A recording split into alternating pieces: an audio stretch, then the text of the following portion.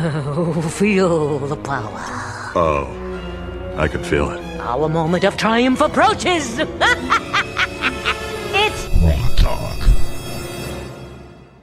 Welcome to GrokTALK for January 16th, 2016. Here's a few important stories you may not be following. Mr. Obama's Al-Qaeda on the run has struck again, battling with security forces of the West African country of Burkina Faso. Islamist fighters took hostages at the splendid hotel in the capital of Ouagadougou. AQIM, Al-Qaeda in the Islamic Maghreb, that's AQIM on the run, is taking credit. According to a report by Reuters, the gunmen stormed the five-story hotel, burning cars and firing into the air to drive back crowds before security forces arrived. This is a hotel sometimes used by French troops based in Chad, who are tasked with combating Islamic militants across West Africa. The BBC is reporting 23 killed of 18 different nationalities. The Burkinabe Communications Director, Remy Dangenou, told the BBC that between 6 and 7 militants had attacked the Splendid, adding that they had been staying at the hotel as guests. While the siege at the Splendid Hotel has ended, the AQIM militants on the run are not finished. They have now occupied a second hotel just down the street. Back in November, AQIM killed 20 people in the capital of Mali. Boko Haram, another militant Islamic group, has killed thousands in northeastern Nigeria during a 6-year insurgency, and in 2015 extended its attacks into neighboring countries Chad, Niger, and Cameroon. And yes, they continue to kidnap and enslave girls and young women without regard to however many hashtag-wielding neo-feminists express their false outrage on Twitter. USA Today reports that Senator Bernie Sanders, the 74-year-old Vermont independent socialist, will head into the Democratic presidential debate Sunday with a 19-point lead over frontrunner Hillary Clinton among Democratic and independent women ages 18 to 34. So independent and Democrat women between the ages of 18 and 34 prefer the 74-year-old man over the woman, 50% to 31%. Sounds like a women's issue, if you ask me. Speaking of women's issues, Kimberly Kay at LegalInsurrection.com is reporting that YouTube star Ingrid Nilsson, in a recent interview with President Obama, asked him why women's feminine care products are taxed as luxury items in over 40 states. Not to miss a chance at a softball, the president said that he had no idea why states would tax these as luxury items. I suspect it's because men were making the laws when those taxes were passed, he said. And I think it's pretty sensible for women in those states that you just mentioned to work to get those taxes removed. If you're going to blame men, Mr. President, blame men who like sales taxes. Those would most likely be Democrat men. But to be fair, as residents of New Hampshire, we can tell you that Democrat men, gay Democrat men, Democrat women, lesbian Democrat women, heck, all Democrats, they love taxes. And while we're on the subject, any effort by Republicans to reduce taxes or spending is met with whining, crying, chest-pounding, caterwauling, and doomsday predictions about the cost to society as we know it and women's health services in particular. GrokTALK has started its own Facebook page. We announced that last week. Yesterday, we opened up a space over at Google+. Please take a moment to like us on Facebook at facebook.com/GrokTALK and or add us to your circles on Google's social media platform. Small calendar note, Croydon versus the New Hampshire Department of Education, the second part of that exciting little event, will occur at the Sullivan County Superior Courthouse in Newport, New Hampshire on Wednesday, March 9th at 1 p.m. You are encouraged to attend to support local choice in New Hampshire. Coming up in Hour 1, a GrokTALK exclusive, board member Jorge Mesa-Tejada shares details surrounding a situation regarding some remarks he made at a committee meeting in Hampstead. He is not speaking to any other media but us. In Hour 2, we will have Kevin Kervick in to talk about campus speech and a group called Students for Common Sense, and Doug Sachletben from Club for Growth will share some thoughts about President Obama's State of the Union address this past week. We also welcome Ed Nail to the studio as this week's guest host. Stay tuned, we'll be right back with more GrokTALK.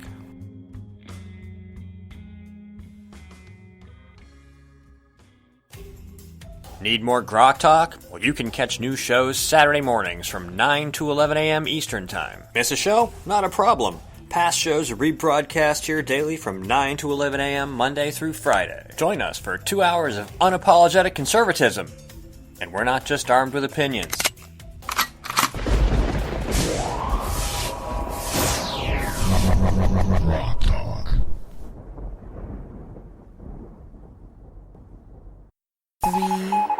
2, 1.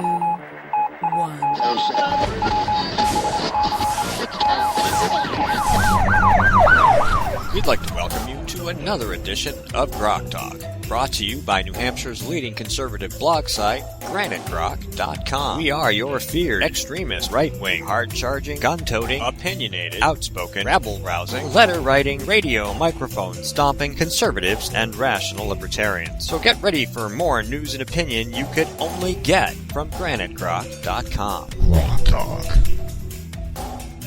Hey, we made it. Roads are icy. Skip's stuck up on his mountain. But we are here.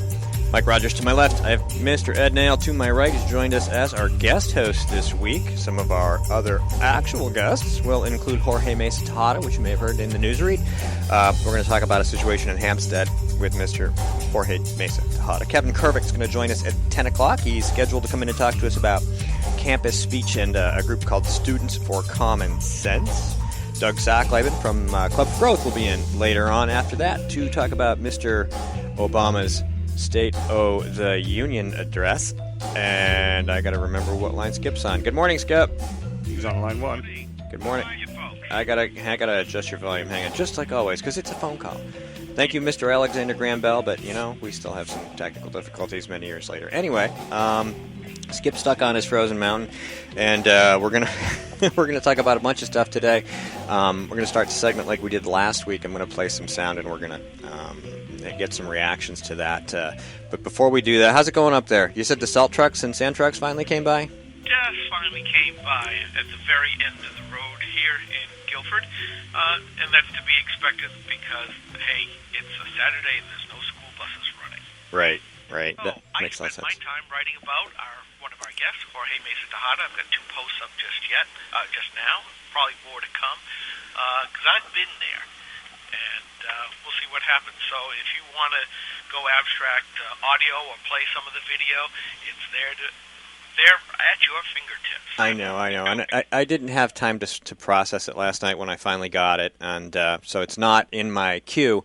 But we will talk to Jorge about it. You've obviously seen it, so we're going to leave you on the line with him. Hopefully, juggling the 2 phone lines won't screw up the audio quality too bad. But since you have more information than the rest of us in the room, Ed certainly does because he's talked to Jorge directly, so he'll be involved in that conversation as well. I'll just kind of let you guys go. Mm-hmm. But we're going to start out with something else. We had a couple things happen this week of note. First of all, David Bowie died, Alan Rickman died, and then Dan Haggerty died this week also. He died yesterday at age of 73. So we have some folks who passed away. And then, of course, we had some political things that happened. We had a thing called the State of the Union show, and we also had a GOP debate. So we're going to play a little audio. This is from Ted Cruz, and we'll start with this. This was his response to the birther issue, and we'll just play it, and then everybody can give us a little feedback on that. Back in September, my friend Donald said that he had his lawyers look at this from every which way, and there was no issue there. There was nothing to this birther issue. Now, the laughter is Trump's face. It's pretty funny if you haven't watched it. The Constitution hasn't changed. But the poll numbers have. And I recognize that Donald is dismayed that his poll numbers are falling in Iowa. But the facts and the law here are really quite clear. Under long-standing U.S. law, the child of a U.S. citizen born abroad is a natural-born citizen. At the end of the day, the legal issue is quite straightforward, but I would note that the birther theories that Donald has been relying on, some of the more extreme ones insist that you must not only be born on U.S. soil, but have 2 parents born on U.S. soil. Under that theory, not only would I be disqualified, Marco Rubio would be disqualified, Bobby Jindal would be disqualified, and interestingly enough, Donald J. Trump would be disqualified. All right, now the question is this going to be an effective way for him to dismiss this, or is this still going to be a problem? Skip? I think that he did a very good job at addressing it. I thought that it was a masterful stroke the way that he put it, that the Constitution hadn't changed, and then bringing Donald in at the end. This was the first of 2 good exchanges between the 2 of them. And I think he probably will, although Trump being Trump, he's going to continue to use it. And it has had a measurable effect on Cruz's numbers, poll numbers, Iowa, they have dropped somewhat from their high point. So we just have to wait to see. But as you could tell by the audience, he made a hit. He absolutely did. I note that there's a lawyer out of Texas who has filed said suit against Cruz's eligibility. No news yet whether that lawyer is funded by Trump or by Soros or is just having some fun. Ed, thoughts? Well, it's the perennial. We're getting close to the primary election date, and it'll be anything that anybody can hang a hat on from this point on. I remember John Kerry when he was at the end of the campaign where he was running against Bush, I guess at the time. Was it Bush? Yeah. I try not to watch these Bush, things. who didn't serve in Vietnam. Yeah, but the big thing then was we lost 300 tons of ammunition. Remember that? That was like a campaign theme. Mm-hmm. So the birther thing with Ted Cruz, I mean, I've seen it. It affects 25% of the Republicans that they called. Well, 25% of Republicans are rhinos who wouldn't vote for a Republican anyway. That is. I went around the conservative blogosphere to try to get a sense, and some people said, yeah, this was very effective, definitely helped them win the debate, blah, blah, blah, blah. No, not necessarily, da-da-da-da-da. So there's a lot of, obviously, contrary positions on the right about how it'll affect, but they all agreed pretty much that the people who are least likely to be impressed by the response are people who aren't going to vote for him anyway. Yep. Not in a primary. Yeah, anyway. and in this part of the game, everybody's trying to advance the candidate they've chosen by tearing down the other one. So it's natural. It shows up every time. We've lived through this before, and if it wasn't for Barack Obama, there wouldn't be a birther. There'll probably never be a birther issue again for real. Because no. It was the Democrats who tried it on McCain in 2007 and 8. Didn't pan out for him. No, all right. No, it didn't. Next up, we have some audio from Rush on Trump, and this is interesting, and you'll know why the minute you hear it, so just hold on a second here. Donald Trump has put together a support group. His voters, his support coalition is made up of people the Republican Party claims they want to reach out to. He's got Hispanics. 20% of his support base, if not more, is blue-collar Democrats.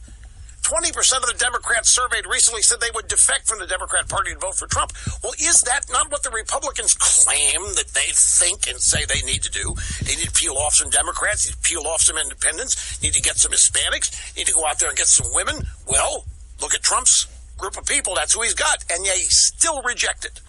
Mike? That's exactly it. They claim the only way to get these supposedly much-needed groups to rebuild the Reagan coalition or to build an effective coalition is to slide down the slippery slope towards being a Democrat. And it's never worked because, as I said over Charlie Bass more than once, when given the choice between a real Democrat and a fake one, the voters will choose the real one.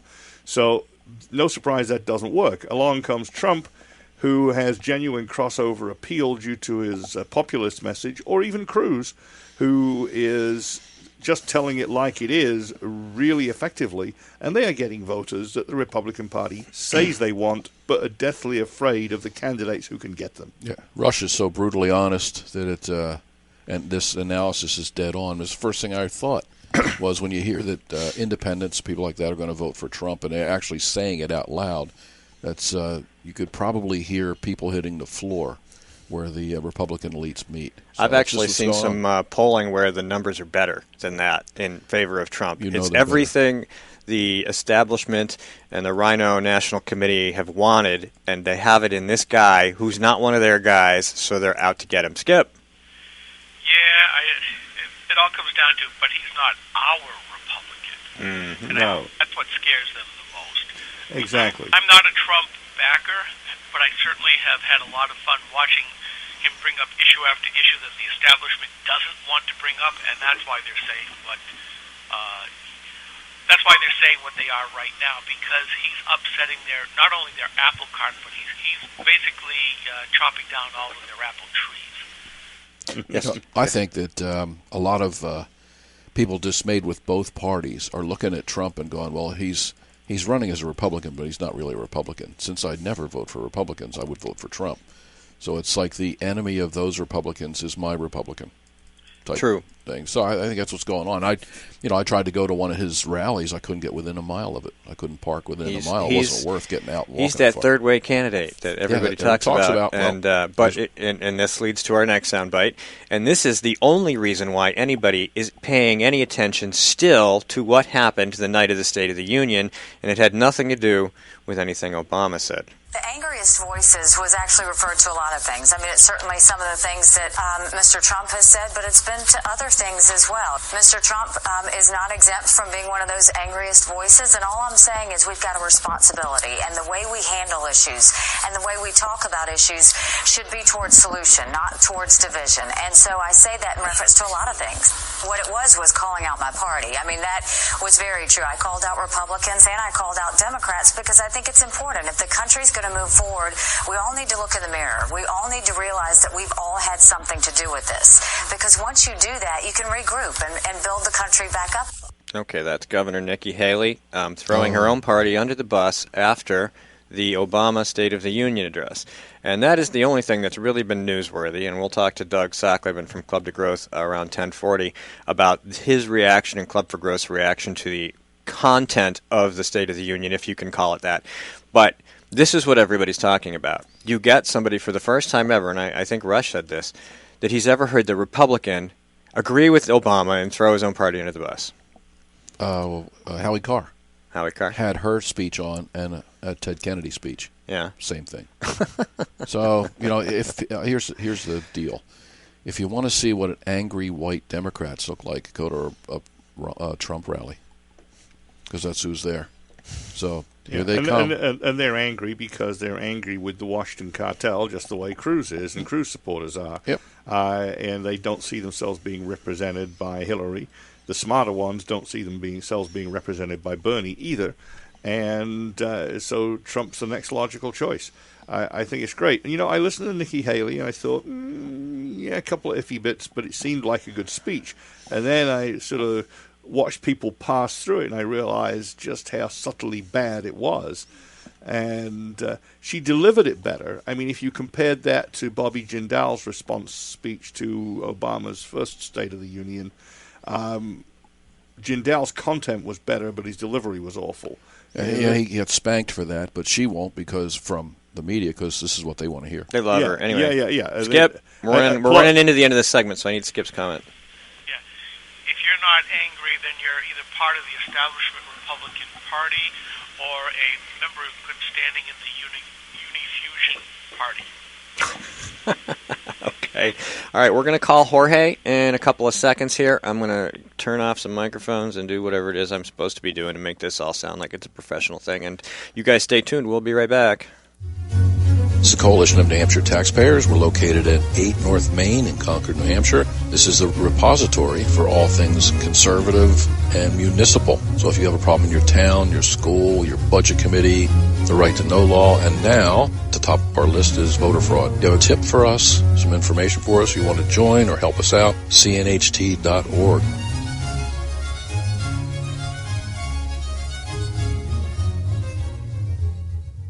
Hi, this is Rich Gerard, host of Gerard at Large in the Morning, the Manchester area's only locally owned, locally operated, focused, and interested, riveting radio show, heard live every Monday through Friday from 6 to 9 on 90.7 FM WLMW, New Hampshire Family Radio, and available 24/7 live or archived at GerardAtLarge.com. Be sure to tune in.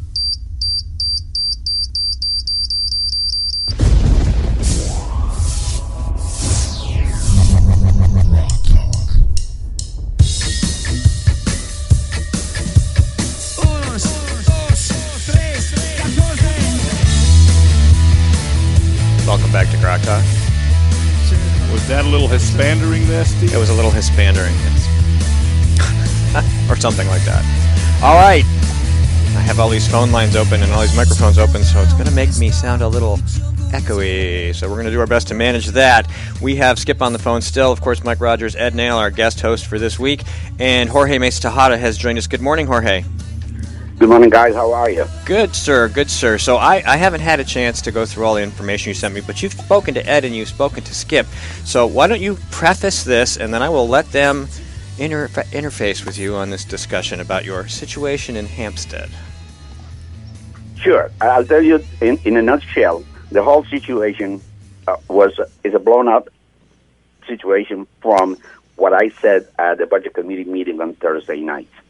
While we were discussing the bond issue, we came to the topic of the portables. Then one of the main selling points from the school establishment is safety for the students walking from the portables to the main school, about 20 feet. And for people who aren't familiar, portables are like mobile home type office spaces that you use for classrooms, correct? Many schools have them, right? Yes. Right. Okay. And the argument is that any sniper could pick them off the kid as he's walking the 20 feet. I said, well, that's absolutely feasible, but look at it behind the school. You know, if I'm thinking of my Marine Corps training, if I were there, I would just hide in the woods and wait for recess and have a field day. That's what set them off. Mm-hmm. But that is not the reason. Those are the facts. Now, the reason why they blew that up is because they are trying to silence me in the worst way, because I have voted consistently for 3 years against the bond issue in the Budget Committee. It has never been recommended. And they want to silence me because there are other articles in the warrant, namely one that I put in, petition article for $1.2 million to do just the renovations, not $4.5 million one. And another one, which is even worse and threatening to the superintendent, a petition to separate from the SAU. Oh, I'm sure the Earl of Metzler's not happy with that. Exactly, because all the Sandown also filed a separation article against Timberlane. Mm-hmm. So what we have is... that's where we are. We have the and superintendent. I think that's the animus behind the whole thing. The superintendent would like to hang a $4.5 million bond on his chest, wouldn't he? Pass this bond. You should have seen the slick infomercial that they created. They had the weatherman from Channel 9, Josh Judge, who is a Hampstead resident on Navy service, and narrated the voice over. It's very slick. And now someone paid for stickers, so everyone's wearing yellow stickers. I don't know what they say because they haven't given me one. But when you see Channel 9, the three mothers there, they are all wearing the yellow stickers. You see the school board wearing the yellow stickers during the official meeting. Is that electioneering? It goes on and on and on. But what the whole animals behind the whole thing is not what I said, is that I gave unintentionally, I served the plate for Metzler to take action against me. Well, Metzler's history is he's a coach. And I think the way he wants to play this is anybody who's at this school is going to be on my team or you're not on the team. So he's done this with Donna Green, who's on the school board in Timberlane. Has him in the Supreme Court for state Supreme Court for right to know. He was in the Supreme Court taking a heck of a spanking last Friday. It was funny. I was there. The attorney for your school, for your cooperative, was put in his place over and over again. He couldn't answer a simple question. The right to know is real easy to understand. He couldn't answer questions. He evaded that as much as he could and gave sloppy answers like, why don't you give the electronic data to a school board member? Oh, because it's our policy to give paper. All right, let me get Skip in on this. Skip? Yeah, I went through some materials that you sent me, Jorge, and I've got two posts up on GrokTALK on this. One with, if people want to go listen to the entire Budget Committee, go ahead and do that, and you really want to start at about minute 38, but the actual line that Jorge mentioned from the school board infomercial starts at about minute 46. And you said something that now is starting to make a click. Now I understand why WMUR is committing journalistic malfeasance, where if Josh Elvin is doing the voiceover, well then of course Christine Carosa, who was the reporter responsible for the piece, didn't mention that it's the school board infomercial from where you pulled that out. I listened to the whole thing, and you just went from that line to your line, and nobody on the Budget Committee said anything. Nobody in attendance in the audience said a thing. It was clear that you were making sport of the school board, and yet WMUR has decided to take sides with the Earl of Metzler. So I'm going to run that down. I have a call into WMUR. asking, identifying myself as being from Granite Rock, and asking, why did you leave out the most important part of this piece? And I think with you mentioning that Josh McElveen did the voiceover, that it's right there. Was it Josh or was it the weatherman you said? Josh Judge. Josh Judge? Josh Judd, okay. Judd. Either way, there's the smoking gun. Yes, there is. You know, this smoking guns, snipers, man in the woods. Dear me, what a mix-up. No, what I was thinking is this. So there's money involved here. Somebody's paying for a commercial, somebody's paying for shirts, somebody's paying for stickers, and it ain't coming out of the Earl of Metzler's own pocket.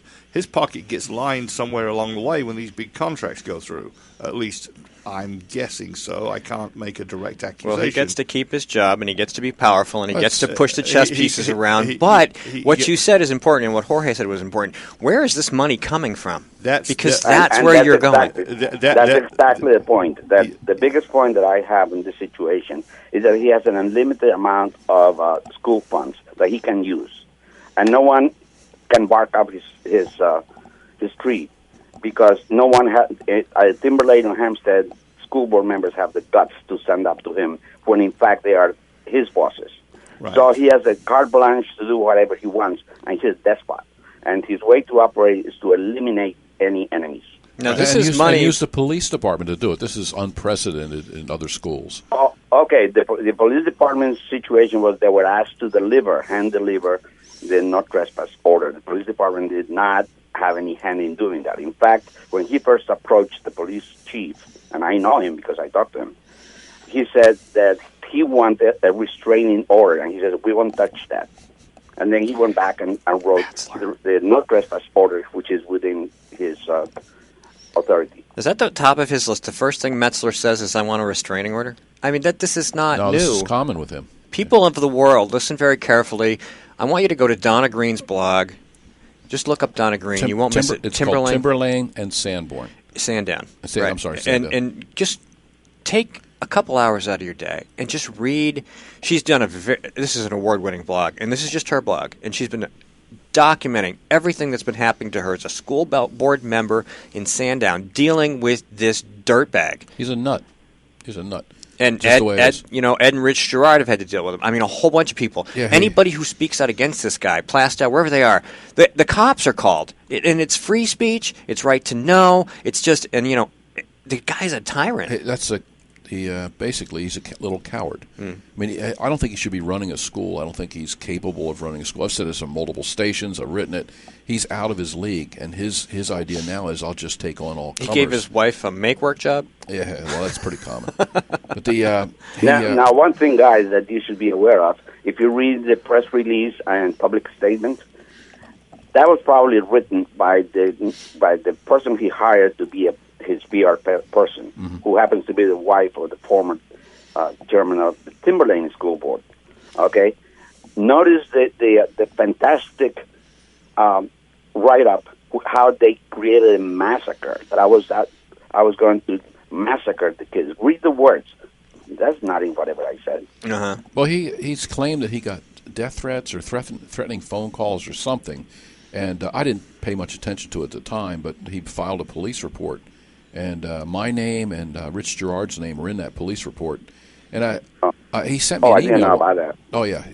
So who do you think might have sent these threats to you? Well, I would look at Ed Nail and Rich Gerard because Rich has said stuff over the radio. I've said stuff over the radio, written about him because I kind of pay attention to school superintendents in that I tell everybody, don't talk to them. If you have to go to some sort of a meeting or one-on-one with anybody in that position, don't even speak to them. Have a bunch of witnesses if you do have to. But I've been, for years I've been saying, the minute you talk to these guys, you've given them an opportunity to say that you said something you didn't say, and they'll be escorted out of the building. And so I have a history of objectifying these guys. They're all the same. This type. This Metzler type. Jorge, is there any? I haven't read the press release from the district or anything else, but this is slanderous, really. I mean, is there any potential legal recourse you can take against the district for this kind of crap? At this point, I'm just watching what is going on, and Donna mentioned that. But I want to make a statement to you guys because the time is running short. I want you to know you are the only media outlet that I have given a statement to, period. Okay. Because you're a fair group, and you would give me the chance to state my case.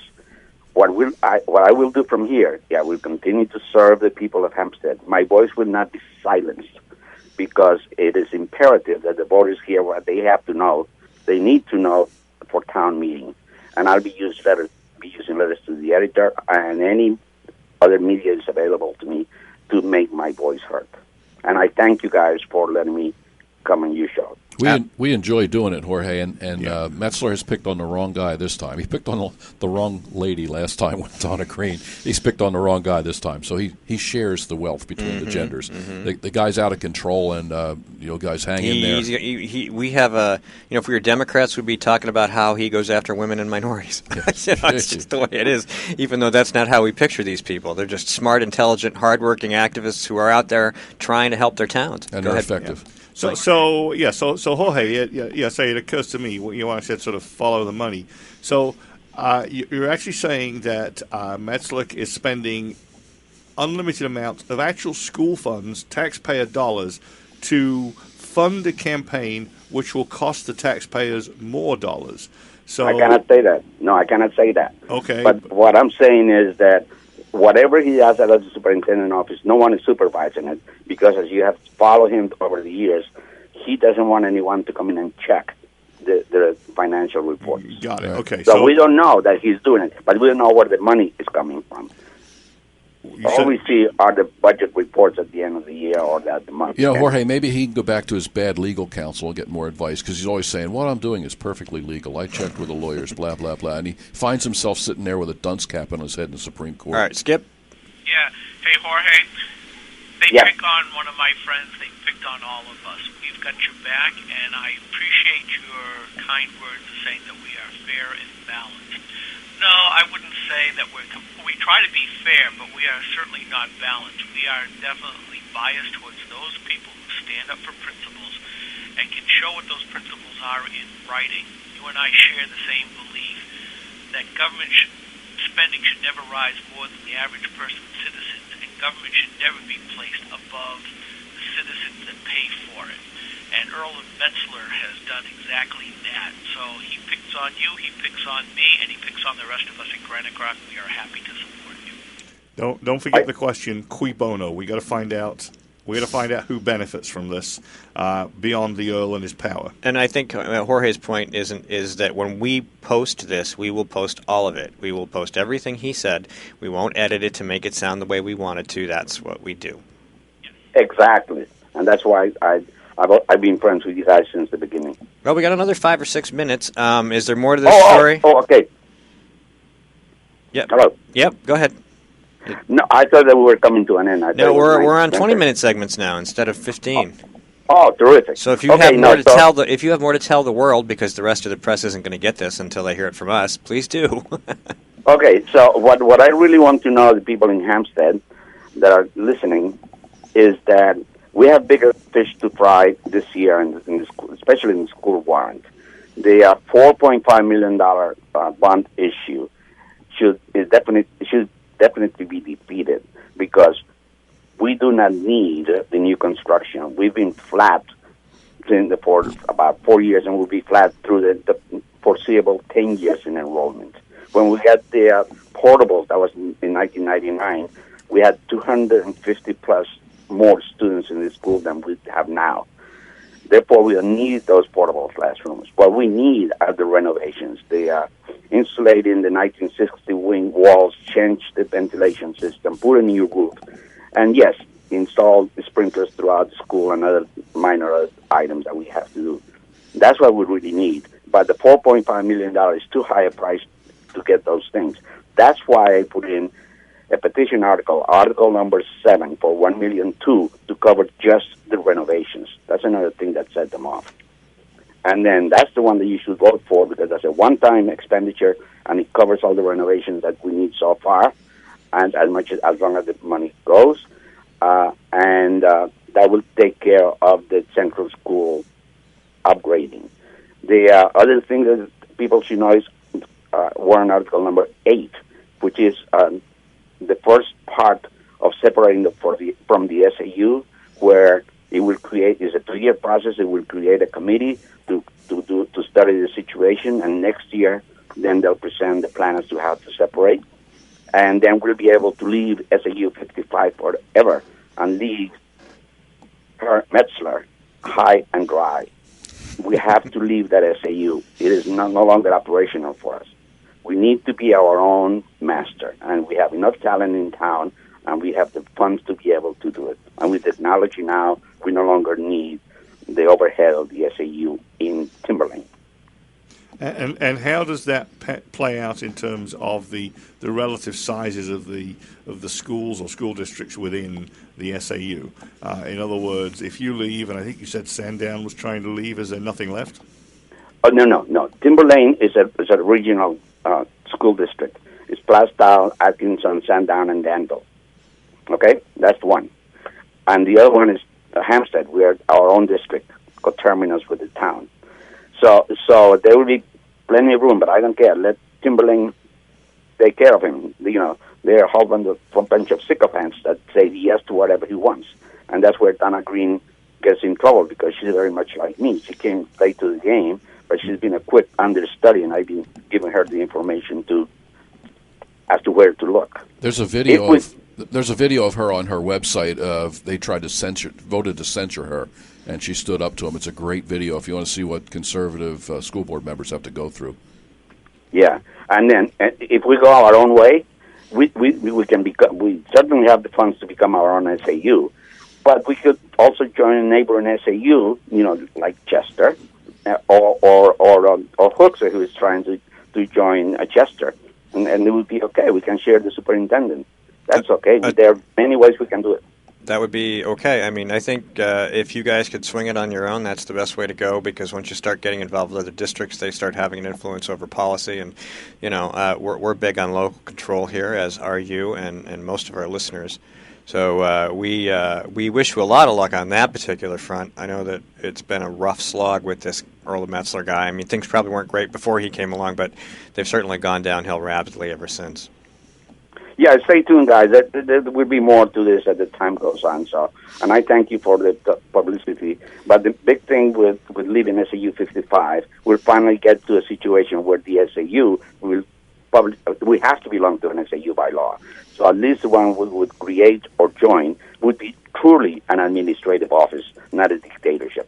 Skip, you have any closing thoughts for Jorge?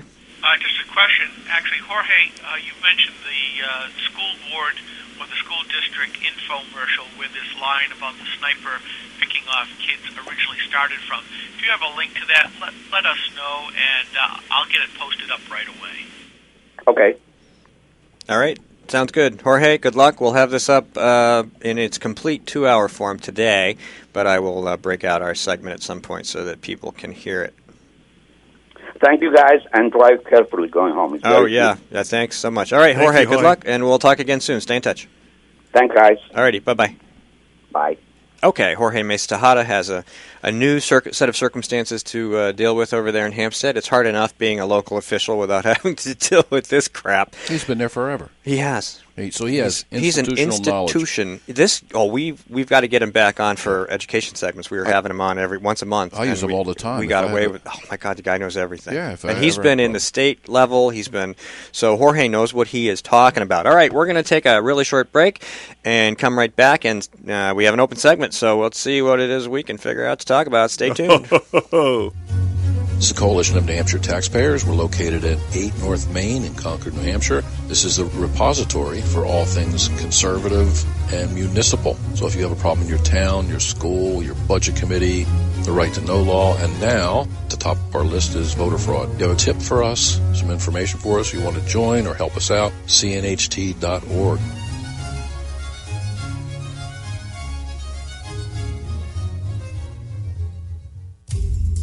Need more GrokTALK? Well, you can catch new shows Saturday mornings from 9 to 11 a.m. Eastern Time. Miss a show? Not a problem.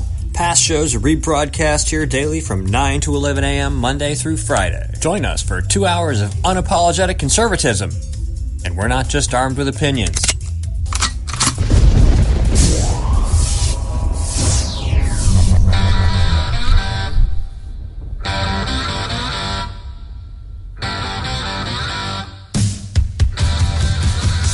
GrokTALK. Welcome back to the program. Thanks, Jorge. We'll get that up as soon as we can, since we're the only ones who have it. Well, we're the only people that will actually play it. That's true, the whole thing. All right, GrokTALK brought to you by the Coalition of New Hampshire Taxpayers and the bloggers at GrantedGrok.com. Check us out. Spreaker, Stitcher, iTunes, TuneIn, iHeart. We are also now on Facebook at facebook.com/GrokTALK. We also have a Google Plus page for GrokTALK. And every morning now from 9 to 11 a.m. Eastern Standard Time, we replay this and past programs all throughout the week. And I'll try to add some evening hours as well as we proceed and even come up with something vaguely like a schedule so you know what show I'm playing. So there's plenty of opportunities to catch a program, and we hope you check it out. Ideally, we should make it in the side panel, but right now you're putting it sticky at the top when it's playing, right? That is absolutely correct, and then I unsticky it when I'm done. Then maybe Coach Metzler can watch these and sit there and stew over what we said about him, because he is a tiny little man with a very short temper, and he should not be a school superintendent anywhere. Shouldn't be anywhere near a school. If you're a tiny little man with a short temper, that's the worst form of Napoleon complex. All right, so we have an expert on vote fraud and a whole bunch of municipal things, and I'm sure, absolutely certain, there's something that's happened in that realm that we should be talking about. Didn't somebody get prosecuted recently? Yeah, one of those things that never happens happened to a guy named Derek Gastonguay. I guess he was prosecuted. I guess he pled guilty yesterday or was sentenced or whatever. I haven't followed that. I know who turned him in, and it's not the kind of voter fraud I was looking for.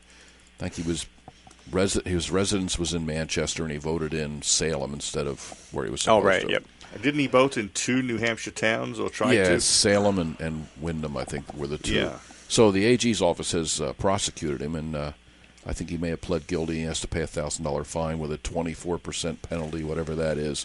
And I guess you can't vote for a while until they say you can. He would have to go get permission to vote again. All right, so the AG's office caught somebody. He was turned in. He's probably most known as a local Republican activist. And somebody who worked on it, he may have worked on one of their campaigns, turned him in when they saw him voting in the wrong place. Kind of stupid thing to do. I'm more after the professionals that come here and do it on a regular basis over and over again. And one of those guys that we caught back on October of 2014, we caught a guy named Jared Stephen Cram. Yes. So, Jared... Can we say cram down yet? Cram down all you want. Well, he's going to get crammed down a little more, hopefully. He was an attorney from Philadelphia. He originally lived in New Hampshire, in Nashua, I think, at first, and then his family moved to Wilton, and he would vote from his parents' home. So we found out that he went to college in Pennsylvania in 1998, registered to vote there, and then came back here and ran for office in 2002 for state rep. I lose him around 2003 to 2004. I can't find any real records on him. And I now have some people helping me out of Philadelphia. There's a blog there called Philadelinquency. And you should check out Philadelinquency. You know, given what you've told us in the past on this program and on the blog about how difficult it was to get anything effective done through any of the regular channels, this is great news. Well, this guy, the group that runs Philadelinquency, I sent them an email saying, hey, I saw your blog. It's great. They do exposés on zoning and the corruption in Philadelphia. They do a pretty good job of it. And I sent them an email, said, hey, just ran into your blog, and you got anything on this Jared Stephen Cram? Boom, they emailed me back. So we've been back and forth, maybe 25 or 30 emails so far, and they said they keep adding people to the stream. Like, we got a guy that can tell you what color underwear you wore 10 years ago. I said, great. We got people that can tell you what your dog's name was 10 years ago. So this will work out well. Apparently, Jared was elected to the position of election official in 2013. So we're currently tracking it down. He was elected to something in Berks County in 2007. So there's some more records out there of Jared. But he's currently serving as what's called a Philadelphia Committee elections official of some sort. And his term goes from 2013 to 2017. So he is currently overseeing elections in Philadelphia to make sure they're fair. Excellent. Which is kind of odd. While helping to commit election fraud in New Hampshire and probably other places. Voting in Philadelphia in 2012 and in Wilton, New Hampshire in 2012. In what is, as far as I know, by reading the law, the same election. He voted in the Philadelphia primary, in Pennsylvania general primary for Obama. I imagine that's who he's campaigning for. And then he voted here in our general election and wrote a big, long article about it for the Daily Kos, which he omits a lot of stuff. His which family, we linked to, yes. Which we linked to. So we read that off. I think some of the people he took issue with in Wilton are now elected, serving in office. He has said that he, when caught, first of all, he called in. I think we called him from Rich Gerard's program, and he answered the phone and made some comments like he was going to sue us, stuff like that. Mm-hmm. Well, apparently when he did a little research and found out that he had voted in 2 states and it was illegal, because voting in a primary in Philly and then the same election, the general election in New Hampshire, is a crime. It's illegal. I don't care what New Hampshire says about it because New Hampshire doesn't enforce their laws in this regard. So now I find out he's elected in 2013. We're trying to figure out, was he in any office in Philadelphia in 2012, the year he voted in both states. So the guys from Phila Delinquency are looking into that, and they've sent me a bunch of stuff. I linked him up with a couple of people here, and we've been working at that pretty hard. But this will be fun to get to revisit Jared Stephen Cram. Now that he's sitting in office, he either has to abandon that or just suffer the lashes while he sits there. He also said that he voted in Wilton because he was sick and he was recovering from some sickness. His Facebook page... Yeah, he's got a sickness, yeah. His Facebook page was what they call scraped. Mm-hmm. So we have that from 2012. Apparently he took a train from Wilton to Scranton to compete in some sort of a computer game deal. Sure, he went why to not? Scranton. He got sick while he was in Scranton and came home, and he was fine. So he mentions nothing about being sick after that. But it's a fabulous excuse for recuperating in New Hampshire. That's why he voted here. It was easier to vote here. It's also illegal to vote here. And in Pennsylvania, their election statute is called Code 25. The chapter is 1304, and the paragraph is number 6. When one enters another state and votes in that state's election, that person loses their residency in the Commonwealth. So if he was in elected office... Even no matter what, when he votes in New Hampshire, he suddenly becomes a New Hampshire citizen, according to Pennsylvania. Right. I can't file a complaint against him in Pennsylvania because the law says that you have to be a resident to file a complaint with this guy. But you found some residents. I found some residents. And they have a blog, which is even pretty better, well read in Philly. So we're going to work that out. And, if you can't sounds like we need to link him, too. Oh, we're going to link them up right away. These guys are really, really, really good. They're good satire, lots of details, fabulous stuff. And you know how they call people Joe Sixpack? Yeah. Mm-hmm. You're going to love this. They have a name for the average Philadelphia resident who just doesn't pay much attention to politics but has to pay the taxes. They call him Hoagie Mouth. I love that. Now, since I was born in Norristown, Pennsylvania, not far from where they are, I'm like an assistant Hoagie Mouth. Yes. So I've sent them that information. We'll see how that goes. We'll get them stirred up down there. And last Friday, I went to Carl Robert Gibson's hearing at Merrimack Superior Court here in town. Oh, The other guy we caught. That's Carl Robert Gibson, the vote thief. Yeah. From many, many, many states and many, many different places. He's being prosecuted here by the New Hampshire Attorney General's office, and they say he is from 26 Summit Street. No. He is from 117 Comanche Drive in Elizabethtown, Kentucky. He is a Kentucky resident. He voted here in 2012 when he was up here with a group of activists going after Frank Ginta. That's when he first became active in New Hampshire that I can find. He's been arrested in 6 or 7 different states for his political activism, started back in 2006 in Kentucky. He loves to protest. He loves to chain himself to things. He has a lot of spare time. Travels all around doing this. Well, he came here in 2012 and he registered to vote because we make it easy on these people. We prosecute a guy from New Hampshire who votes in other towns but actually lives in Manchester, but we don't prosecute people who live in other states and vote in New Hampshire, apparently. That's the part we fall down. And he didn't even live at Martha Fuller Clark's house. No. So I mean, but he had established a presence of his website called U.S. Uncut. But he's operating out of an apartment here somewhere in Concord. But he's actually a Kentucky resident, and I know that because he renewed his Kentucky driver's license in 2013. Ta-da! Yeah, that's a sign. If we had a list of things that indicated your residency, that would be way up on the top. Well, in Kentucky, when you renew your driver's license, it has to be done in person. So we know where he was on that date when he did this.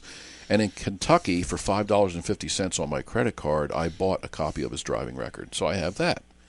I mean, these are the things we kind of should have here, so we can track who's voting here. But that's okay. Since they're interstate voters, I can track them in the other states. So he was in last Friday, sitting in there waiting for his attorney, which appears now to be an older member of the law firm. So I went in. Does that mean things have got more serious? I think things are getting more serious because Carl didn't have a big smile on his face. If you look at all the pictures we've posted on CNHD.org. Did he recognize you when you sidled up to them on the He wouldn't even look in my direction, but his attorney did. And his attorney quickly pointed at him. Did you just go, hi, a little finger wave? His attorney pointed at him and went, "You out." So Carl got up and left the building. Because I checked the different rooms where lawyers would meet with their clients, and he didn't appear to be there. And they're so afraid that they didn't even want him in the same building as you in case you heard something. He says stupid things. You know, the last time I saw him, he came up, put his arm on me, and said I should chant some Buddhist chant. So he wasn't cocky or snotty like that, or smart this time. He looked scared to death. So apparently they're going to go. They were picking a date to try him. So the next hearing for this guy, this marshmallow, will be on April 22nd, and then jury selection begins in June. And again, Robert Gibson, C. Robert Gibson was the guy who attempted to impersonate Yvonne Dean Bailey to claim she was dropping out of the race. Well, that's what he's in trial for, voter suppression. Yeah, right? He's in for voter suppression, which I believe is RSA 666, and if that's not bad enough, it's 0.6. Mm-hmm. Yeah. So it probably goes to infinity, 66666 right on. Yeah. So it's like pi, it just keeps going. And he has a history. He has a history of doing this. So it's going. And he admitted to the this paper here in town that he did it. I know that's the best part. That was me. They did investigate. I had a couple beers and I pretended to be Yvonne Dean Bailey. Well, this one time they did investigative journalism. They probably didn't hope to do. Right. They've exposed one of their own, a left winger.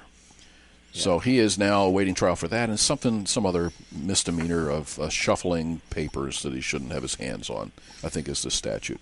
So anyways. Did he stuff them down his pants like Sandy Burglar? No. Skip, chip in for goodness sake. I guess they consider the tweet a physical document.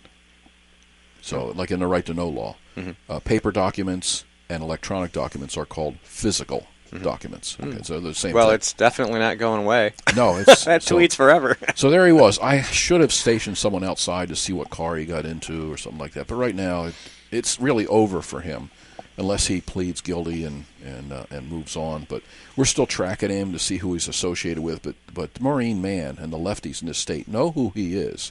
He's been here before, and he wrote a little e-book about taking on Frank Ginta. And when somebody like that comes from out of state and they're with people from Credo PAC, that's where the money comes from for our campaigns. Very difficult to win campaigns in New Hampshire because so much out-of-state money comes here. And this is the type of creep that comes with that money. On the left side, we know.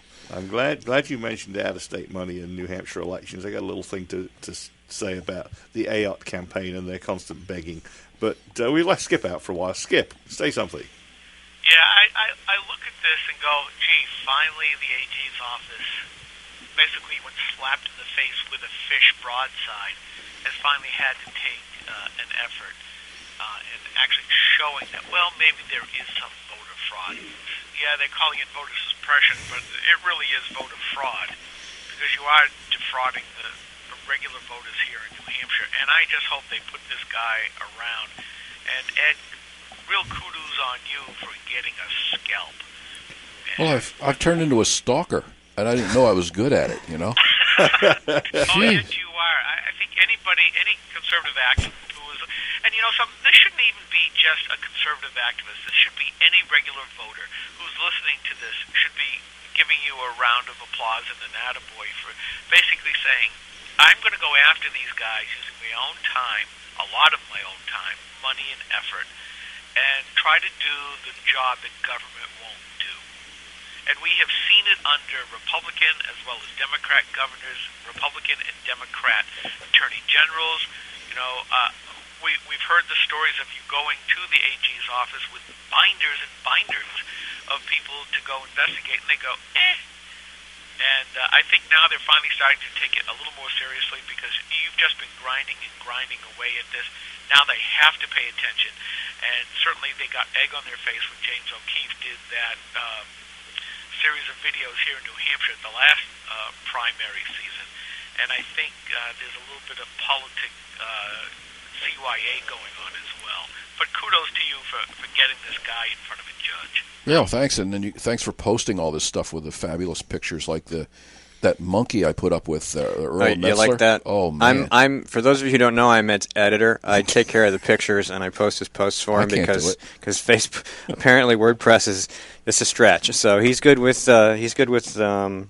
that other, I forget what it was. Yeah, there's another website, NH Insider. You're okay with their interface, their blog editor. But this one, he just sends it to me, and hopefully I get it up the same day because I got to dig it out of my email. Well, that monkey, that was the monkey that you were talking about. The monkey lost his court case the same day Metzler did. Yeah. So I'm seeing the comparison. I'm thinking the only thing different is the monkey doesn't shave his head. Right. So, but with these and guys, the monkey's not a coach. Without these out-of-state voters that come here, leave a paper trail, and it's easy to pick up, and they've actually led me to more and more of each other by their LinkedIn sites, by who they get photographed with, and it's come down to a pattern.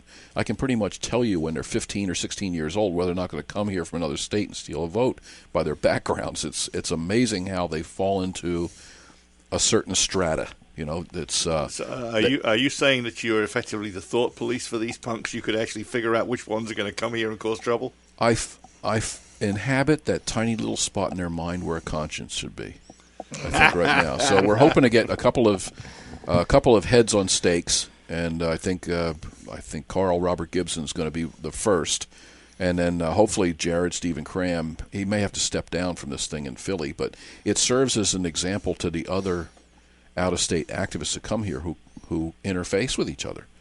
They know who each other are. They went to the same schools. They worked on the same campaigns. Remember the girl that was laughing at the fire in New York City? Mm-hmm. She was associated with one of the people we caught here. Mm-hmm. So it gets to be a smaller and smaller world for these people as they come to New Hampshire. And we have one that we're tracking, and I'm hoping we can use the guy's name shortly. But he approached somebody who knew me, and he was campaigning. And he said he was campaigning here on behalf of a candidate, and he was going to vote here. And the person warned him not to. And this guy says, "We're aware of Ed Nail." So that's my little badge of honor, you know, that the campaigns actually have to talk about. Be careful, he's out there. And that when they say my name, it's Gerard at Large, it's Granite Rock, all of our various CNHT website. I'm trying to have our CNHT website as basically a fact check. Mm-hmm. You can go there and look these people up, see their pictures. So we have Gastonguay right on the front page right now, and it's as though the guy thought, someday I might need a mug shot, so I'll take one now and use it. So we found that on the internet. And we have dozens of pictures of Carl Gibson. He is not going to want to see on the internet when he gets convicted. We have a picture of him in gold lame pants. So when they sentence him to jail, he'll be in those. All right, we're coming up to the end of the segment, the end of the hour. Next hour, we're scheduled to have Kevin Kervick in. He's not here yet, but hopefully he shows up in the next 5 or 6 minutes. And then Doug Sachletben from the Club for Growth. Everybody hang in there. This is GrokTALK, brought to you by GraniteGrok.com and the Coalition of New Hampshire Taxpayers, right here at 8th North. I hadn't done that yet today. 8 North Main Street, Concord, New Hampshire. Stay tuned. We'll be right back. This is the Coalition of New Hampshire Taxpayers. We're located at 8 North Main in Concord, New Hampshire. This is a repository for all things conservative and municipal. So if you have a problem in your town, your school, your budget committee, the right to know law, and now the top of our list is voter fraud. You have a tip for us, some information for us, you want to join or help us out, cnht.org.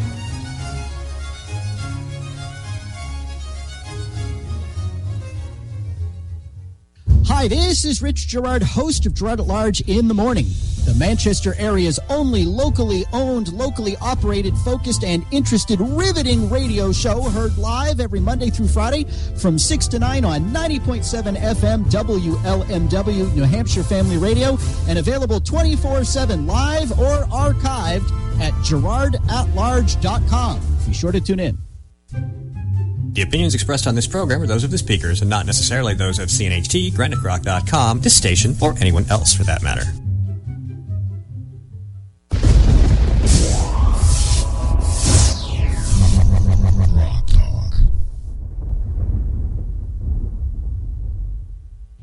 From the CNHT studios in Concord, New Hampshire, just a few blocks from the New Hampshire State House, this is GrokTALK.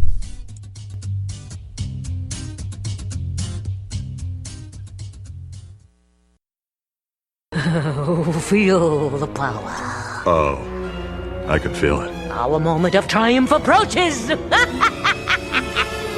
GrokTALK. Welcome to GrokTALK for January 16th, 2016. Here's a few important stories you may not be following. Mr. Obama's Al-Qaeda on the run has struck again, battling with security forces of the West African country of Burkina Faso. Islamist fighters took hostages at the Splendid Hotel in the capital of Ouagadougou. AQIM, Al-Qaeda in the Islamic Maghreb, that's AQIM on the run, is taking credit. According to a report by Reuters, the gunmen stormed the five-story hotel, burning cars and firing into the air to drive back crowds before security forces arrived. This is a hotel sometimes used by French troops based in Chad who are tasked with combating Islamic militants across West Africa. The BBC is reporting 23 killed of 18 different nationalities. The Burkinabe Communications Director, Remy Dangenou, told the BBC that between 6 and 7 militants had attacked the Splendid, adding that they had been staying at the hotel as guests. While the siege at the Splendid Hotel has ended, the AQIM militants on the run are not finished. They have now occupied a second hotel just down the street. Back in November, AQIM killed 20 people in the capital of Mali. Boko Haram, another militant Islamic group, has killed thousands in northeastern Nigeria during a 6-year insurgency, and in 2015 extended its attacks into neighboring countries Chad, Niger, and Cameroon. And yes, they continue to kidnap and enslave girls and young women without regard to however many hashtag-wielding neo-feminists express their false outrage on Twitter. USA Today reports that Senator Bernie Sanders, the 74-year-old Vermont independent socialist, will head into the Democratic presidential debate Sunday with a 19-point lead over frontrunner Hillary Clinton among Democratic and independent women ages 18 to 34. So independent and Democrat women between the ages of 18 and 34 prefer the 74-year-old man over the woman, 50% to 31%. Sounds like a women's issue, if you ask me. Speaking of women's issues, Kimberly Kay at LegalInsurrection.com is reporting that YouTube star Ingrid Nilsson, in a recent interview with President Obama, asked him why women's feminine care products are taxed as luxury items in over 40 states. Not to miss a chance at a softball, the president said that he had no idea why states would tax these as luxury items. I suspect it's because men were making the laws when those taxes were passed, he said. And I think it's pretty sensible for women in those states that you just mentioned to work to get those taxes removed. If you're going to blame men, Mr. President, blame men who like sales taxes. Those would most likely be Democrat men. But to be fair, as residents of New Hampshire, we can tell you that Democrat men, gay Democrat men, Democrat women, lesbian Democrat women, heck, all Democrats, they love taxes. And while we're on the subject, any effort by Republicans to reduce taxes or spending is met with whining, crying, chest-pounding, caterwauling, and doomsday predictions about the cost to society as we know it and women's health services in particular. GrokTALK has started its own Facebook page. We announced that last week. Yesterday, we opened up a space over at Google+. Please take a moment to like us on Facebook at facebook.com/GrokTALK and or add us to your circles on Google's social media platform. Small calendar note, Croydon versus the New Hampshire Department of Education, the second part of that exciting little event, will occur at the Sullivan County Superior Courthouse in Newport, New Hampshire on Wednesday, March 9th at 1 p.m. You are encouraged to attend to support local choice in New Hampshire. Coming up in Hour 1, a GrokTALK exclusive, board member Jorge Mesa-Tejada shares details surrounding a situation regarding some remarks he made at a committee meeting in Hampstead. He is not speaking to any other media but us. In Hour 2, we will have Kevin Kervick in to talk about campus speech and a group called Students for Common Sense, and Doug Sachletben from Club for Growth will share some thoughts about President Obama's State of the Union address this past week. We also welcome Ed Nail to the studio as this week's guest host. Stay tuned, we'll be right back with more GrokTALK.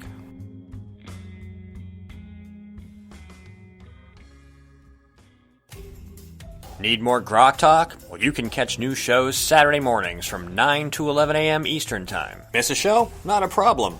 Past shows are rebroadcast here daily from 9 to 11 a.m. Monday through Friday. Join us for 2 hours of unapologetic conservatism. And we're not just armed with opinions.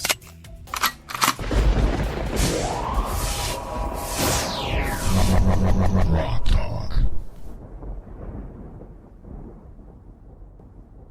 3, 2, 1.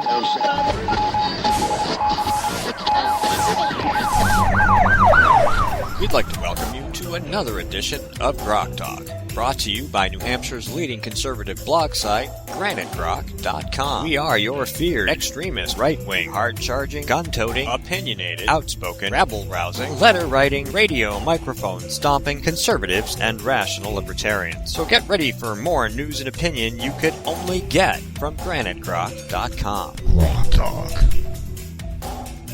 All right, if you're listening live and have to go driving, especially if you're anywhere north of Manchester, please be careful. We have freezing rain, so the roads are very slippery. You may notice there's cars off the road with their headlights pointing up into the sky, for example. That's going to happen on a day like this. It's the snow's almost better, but it's what we got, and so there we go. Remind you that GrokTALK is brought to you by a coalition of New Hampshire taxpayers and the bloggers at GraniteGrok.com.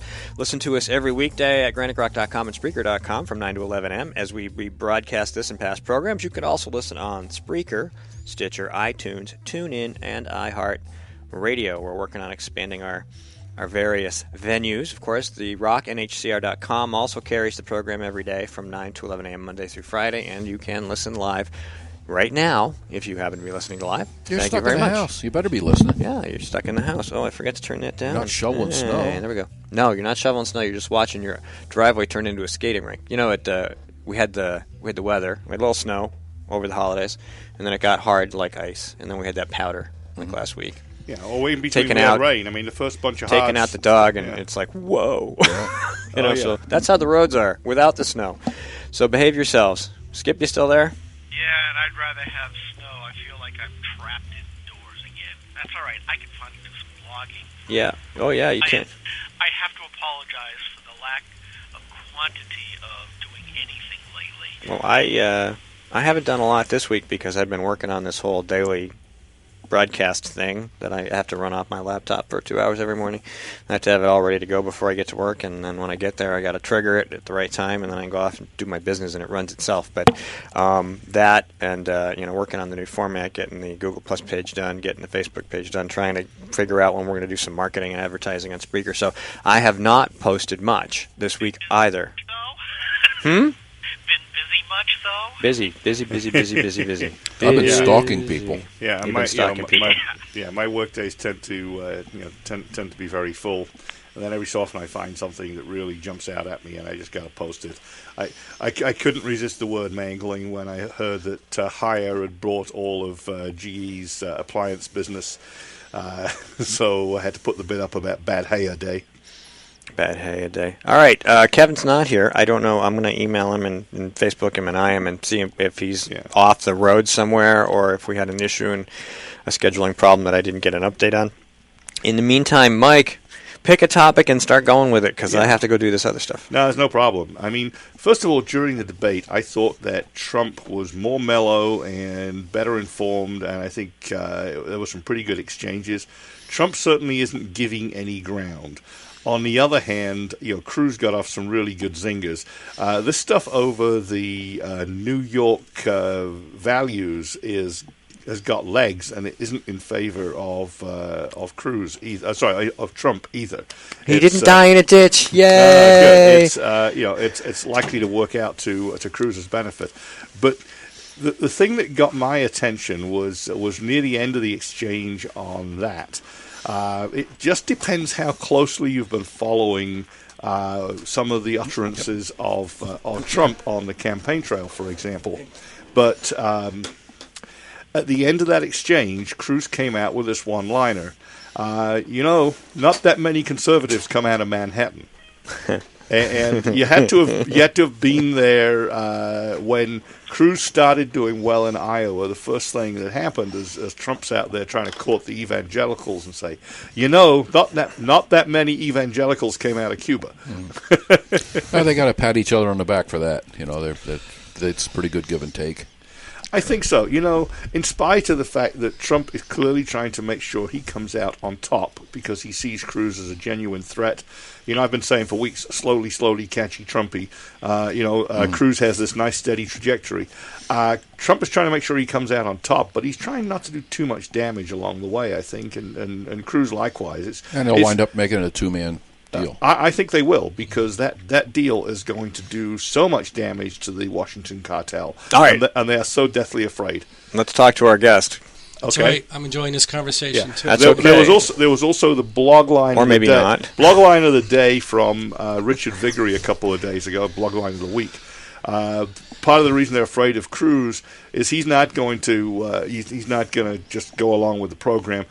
He's going to burn down the entire rat-filled, plague-infested warehouse that is Washington, D.C. I mean, it was a pretty sharp line. It was very good. I'll have to post it. All right. There are other progressive, plagued, rat-infested houses in the world, and most of them are on college campuses. And Kevin has come to us with loads of personal experience from this realm, as well as a new project, which we would like you to tell us about. Yes. Thanks for having me. The roads were terrible. An hour from Nashua, so I apologize I'm late. But it's okay. A lot of cars off the road, like 6 cars off the road. So along Route 3 and 93? Yeah, 393, 293. People going about 25, so just slushy. It got worse over time. I came up here at about 75 mile an hour. Yeah, got bad over time, unfortunately. So, yes. So I'm embroiled in this campus controversy stuff. So, and it's really heating up. If you guys have been following, that's what's happening. There's a great resource called College Fix that I keep referencing on my Facebook page, and it's a newspaper that's written by conservative professors who are mentoring, wannabe kind of conservative journalists throughout the country, and they're exposing all kinds of stuff that's happening on campus. And every day there's 7 stories that pop up that are just, completely out of control. So I wanted to do something about it. So I got a great job at Montana State. So I was teaching a class called Freshman Seminar, which is an awesome class. Essentially, it's a class in critical thinking. And that's how it's described. In a college, wow. Yeah. So they want to teach the freshmen how to be critical thinkers. Is this an online course, or? No, it's a face-to-face. You actually go to Montana and... Yeah, so I was out there for a while. I was out there for 4 months. I was wondering where you were because you left. Yeah. And you were gone. And I'm like, where'd Kevin go? So I left on a kind of a working sabbatical for the summer. And so I was working in Yellowstone for 3.5 months. Then I applied to Montana State while I was there. Got this job. I thought I would take it. So I've been out there for 8 months. But I missed New Hampshire. Wanted to come back for the primary season especially. So that's probably why I'm back. But great job in critical thinking. It's the course that all the freshmen are mandated to take. They're small classes, so you really get to engage the students. They love it. It's a combination of philosophy, sociology, psychology, contemporary issues.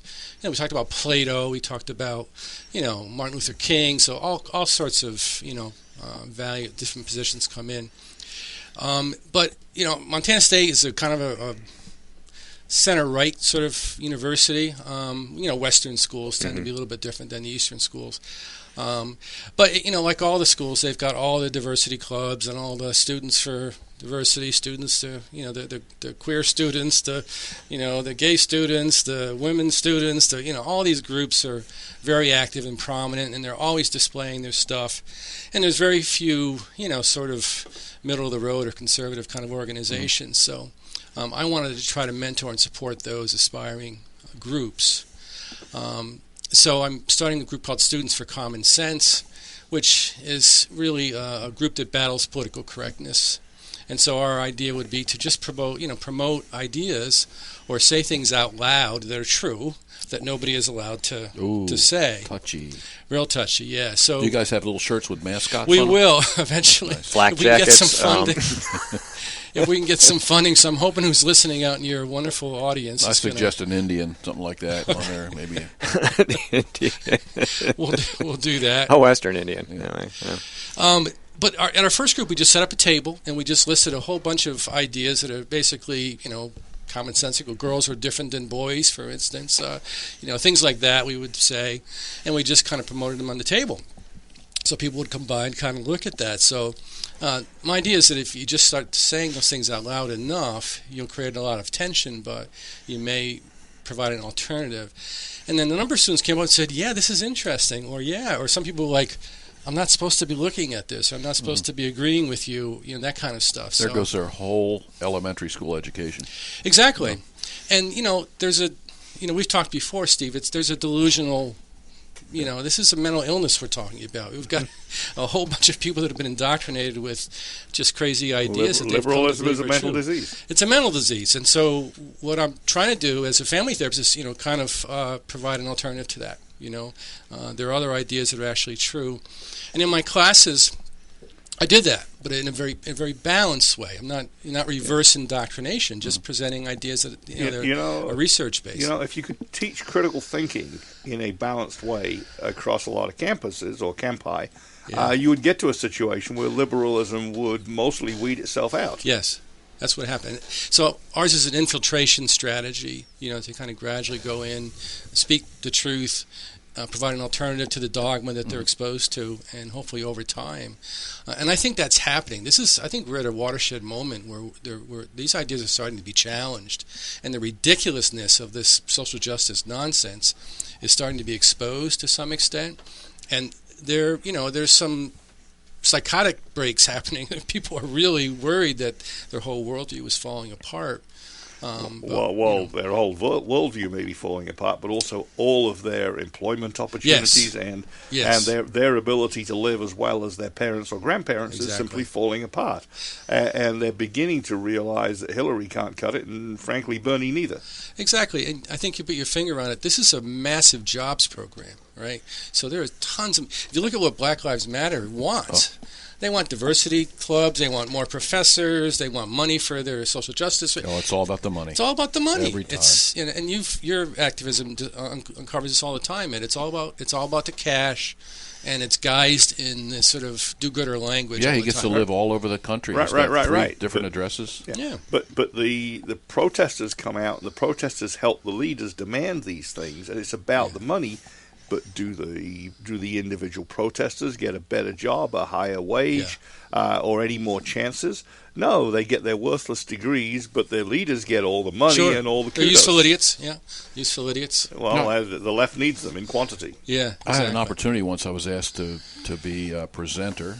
I wouldn't say educator or teacher at a function in. It was actually worth a college credit of some sort at NEC in Henniker. And it was on municipal local activism in presidential primaries. So it was me versus the Sierra Club and AFL-CIO, I believe. So I show up, and I'm listening to the start off. It's maybe 15 students, and one of them was, oh boy, anyway, in his 70s probably. And so we started off, and I said, well, I run, and one guy was late. So the two of us are beginning, and the Sierra Club starts first, and I think I was second. And I said, well, with us, we provide information to the candidates, local stuff. Yeah. Like, here's what happened to my friend Jorge because of your federal program. Here's what happened to Steve because of your federal program. So we handled that. And I said, and we also do a lot of talk radio. I said, talk radio is where it's at. So I said, you don't get a lot of the slippery flyers in your mailbox. You open your mailbox and 15 slippery glossies come sliding out at you. They don't even burn in the fireplace. They just curl up. So and that's basically I'm telling these students, and they're looking at me, and they go to the other person on my right. She tells them kind of, their end of it. We have this much money, and we do this, and we canvass. And the guy comes in that's late, and they said, oh, would you like to add to this? He goes, well, yeah, I'm sorry, I did. I'm late, blah, blah, blah. He goes, the secret to this? Talk radio, which I just told them. So I get to do the eye roll. So it was a time where we were allowed to go grab some lunch, and I headed out to the hallway. They had a little table set up with some apples and stuff on it. So I go to grab something, and a guy leans over to me, a college kid, shaved head and earrings, multiple earrings. He goes, you got a lot more friends in here than you think. And that's what happens. They're afraid that that's what they don't want happens. to say They'll it out tell loud. you. No one says that. So they kind of go like this. Even professors. There's a lot of conservative professors. So Hollywood and college campi, they're there, but they're afraid to show themselves. Yeah. So I'm trying to bring them out of the shadows. One of the students was Dave Carney. Oh, really? Do we need an amnesty program? And to bring them out of the shadows. All right, we're going to take a really short break. We'll continue with this conversation because we just started, and we'll be right back. Stay tuned. This is the Coalition of New Hampshire Taxpayers. We're located at 8 North Main in Concord, New Hampshire. This is the repository for all things conservative and municipal. So if you have a problem in your town, your school, your budget committee, the right to know law, and now the top of our list is voter fraud. You have a tip for us, some information for us, you want to join or help us out, cnht.org.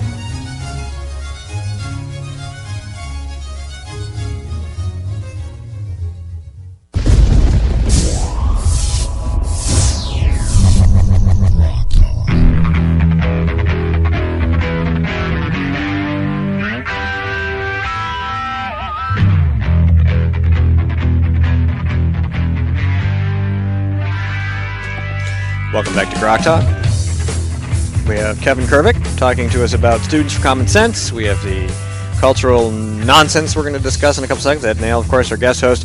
Mike is to my left, and Skip is on the phone still. And we are going to turn on some more microphones and keep the conversation going. So I have to step out of the room for a second, so please. You won't often catch me to your left on anything else. No. I could just turn this way and you'd be to my right. So. Kevin. Yeah, so I could talk a little bit more. So Students for Common Sense, I think if we could push it around the country, it could make a real difference on campuses. So that's my hope, is to really get out there and start doing it in different places. I've been at 5 or 6 universities now, and I've tried to do the same thing everywhere I go.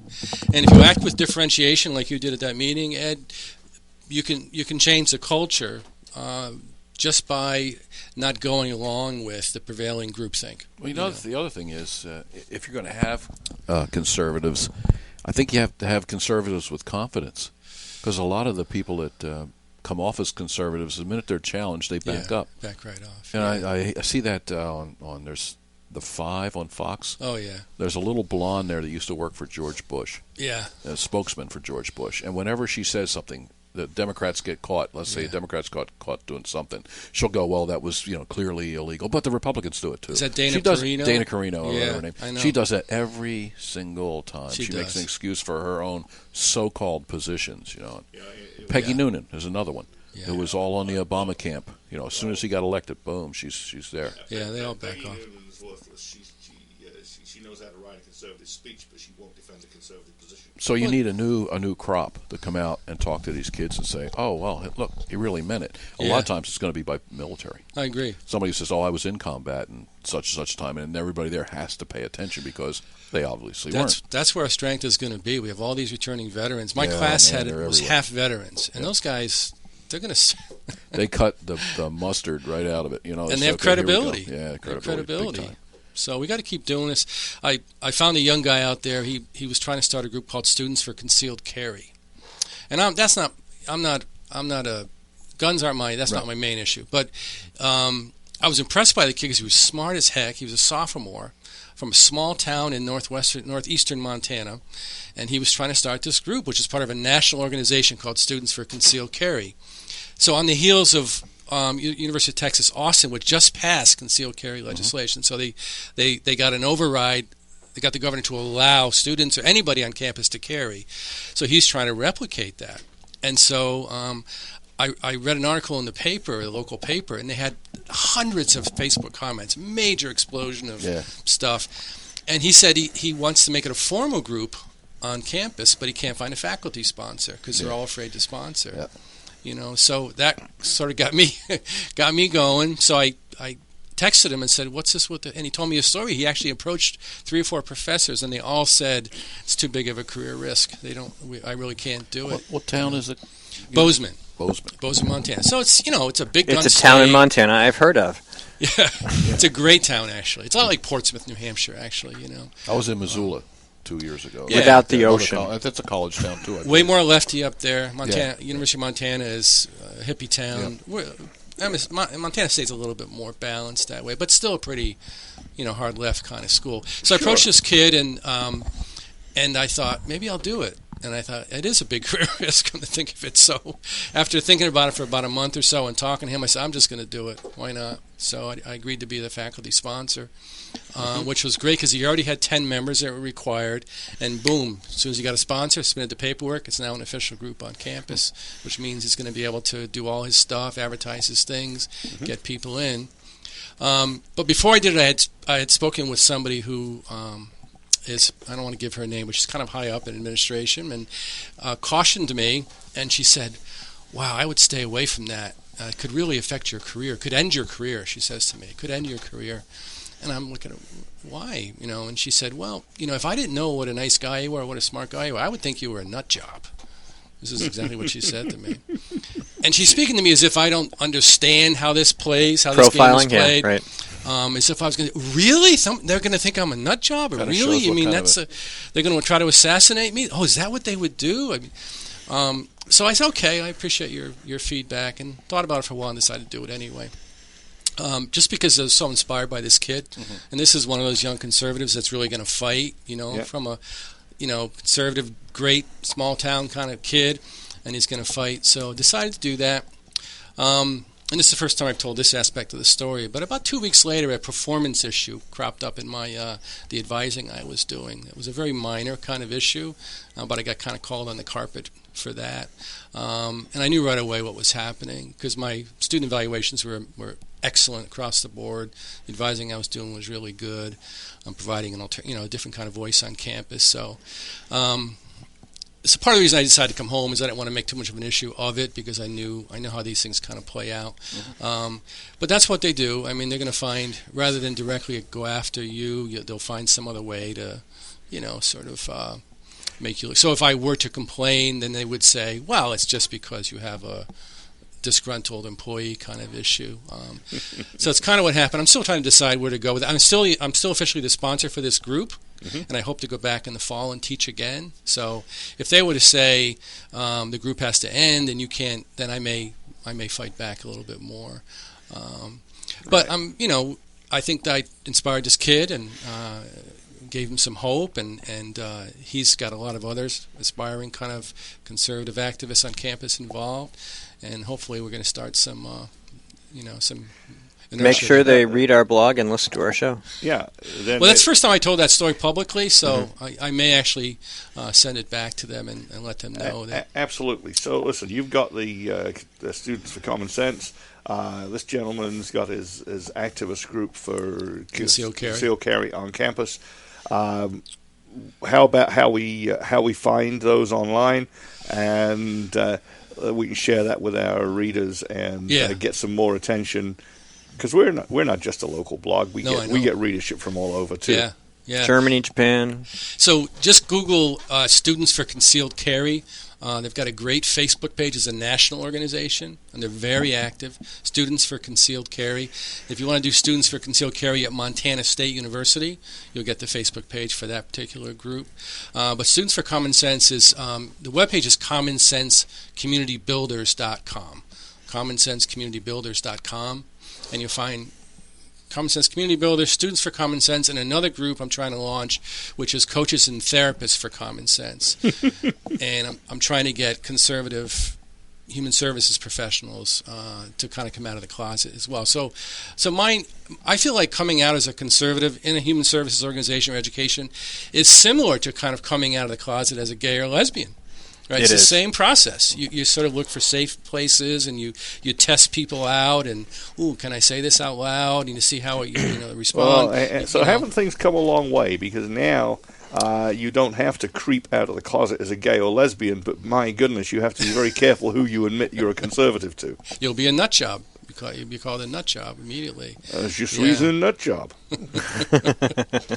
So support that group. I know there's a lot of gun owners in New Hampshire especially, but Students for Concealed Carry is a major important issue because if you look at what's happening on campuses around the country, they're safe. They're gun-free zones, and there's a lot of violence occurring, and we're living in scary times. Well, in the true SJW fashion, in a real world of diversity and equality, there would be a concealed carry studies class at UNH. And there should be. There should be. Yeah, absolutely. Skip. You there? Skip's gone. Okay, turn that up. His driveway. He's shoveling the ice off his driveway. All right, so what else is going on, and what else should we be talking about in the campus culture and obviously free speech? I think professors are wanting to come out. I think they're scared to death. One, there's a lot of funding on the line. They don't want to lose grants.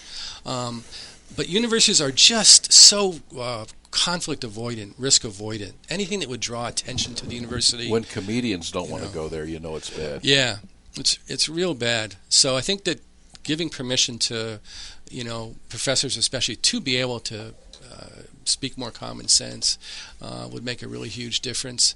But the other scandal that's occurring in colleges is the administrative costs are now astronomical relative to the... Yeah, it's where the money is. It's where the money is. So we're paying administrators astronomical salaries, and the ratio of administration to professor now is totally out of control. In the past, professors did all the stuff. They were on all the committees. They even worked as clerks. They did, but now you've got this massive bureaucratic, research, administrative, research class. So I think there's actually two reasons for that. On the one hand, you said all the bureaucracy, all the paperwork. The professors used to do their own clerking effectively, like marking papers and keeping records of their students. The administrative state demands so much record keeping that you have to hire an entire cadre of professionals to take care of it. So if you dismantle the administrative state, you can do that too. But the other thing is, one of Skip's favorite hobby horses in education is your overhead ratio, just like it should be in business. Right. And is what he always used to give his own school district hell over. And I think it's time to give the colleges hell over the administrative ratio, the overhead ratio. And I know Cruz would do that. I mean, we need a conservative that's going to go in and say, what is up with this administrative cost? It's completely out of control. We have advisors for this. But the biggest problem is Title IX. Title IX was probably one of the worst laws ever enacted. I mean, it ties the hands of administrators, and they're so scared to be in violation of Title IX that they're just giving in to everything. I mean... Yeah. Was that Clinton era?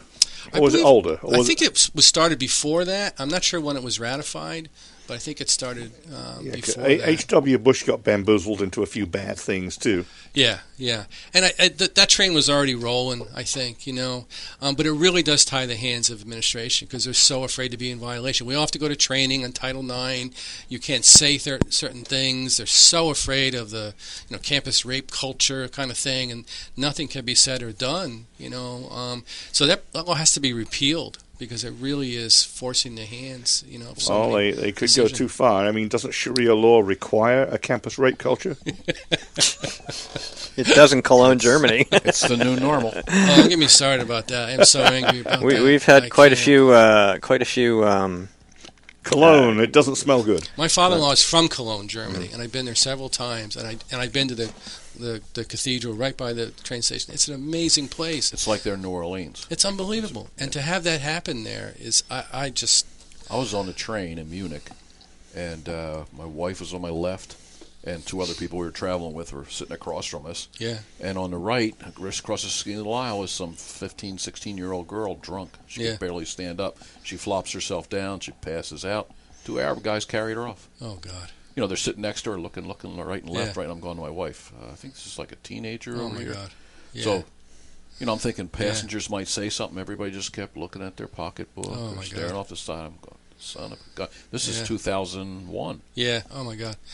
Did you hear with the Prime Minister of Hungary, I guess it was this morning, really called out Merkel, saying that this is the biggest crisis, the biggest scandal in the 10 million more on the way. They have a problem. I posted an article last night, I believe, about them trying to arm themselves. And good luck. You have to be a registered hunter or a marksman to have a firearm. And your firearm stays in another location. You don't take it home. And so they can get air guns, which look like handguns, but they're just air guns, and pepper spray.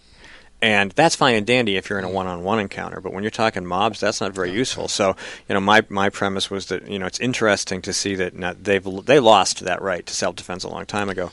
And now, maybe a generation or two later, they're wondering why they don't have it, and they really wish they did. And they're counting on the police who don't come, don't show up, never and don't arrest. Or the police are afraid to be politically incorrect, like happened in Yorkshire and Birmingham in England. It's the same problem. You get to the point where it's improper to challenge these people. The hell it's not. Shoot their you-know-whats off and cart them off to jail. And a lot of us have been arguing against political correctness for many years, and it's dangerous ethno-masochism.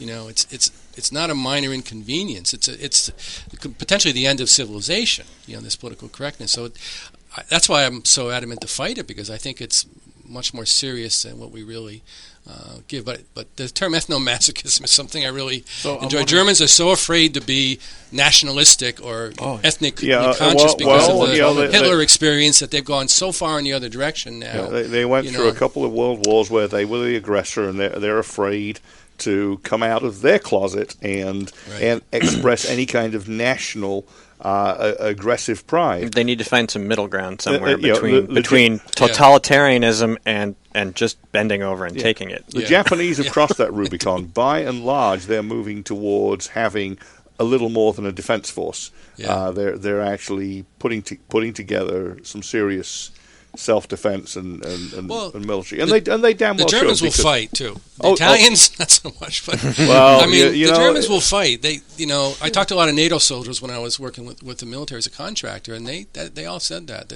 not NATO's but Americans working with NATO. They said the Germans will fight. The Belgians.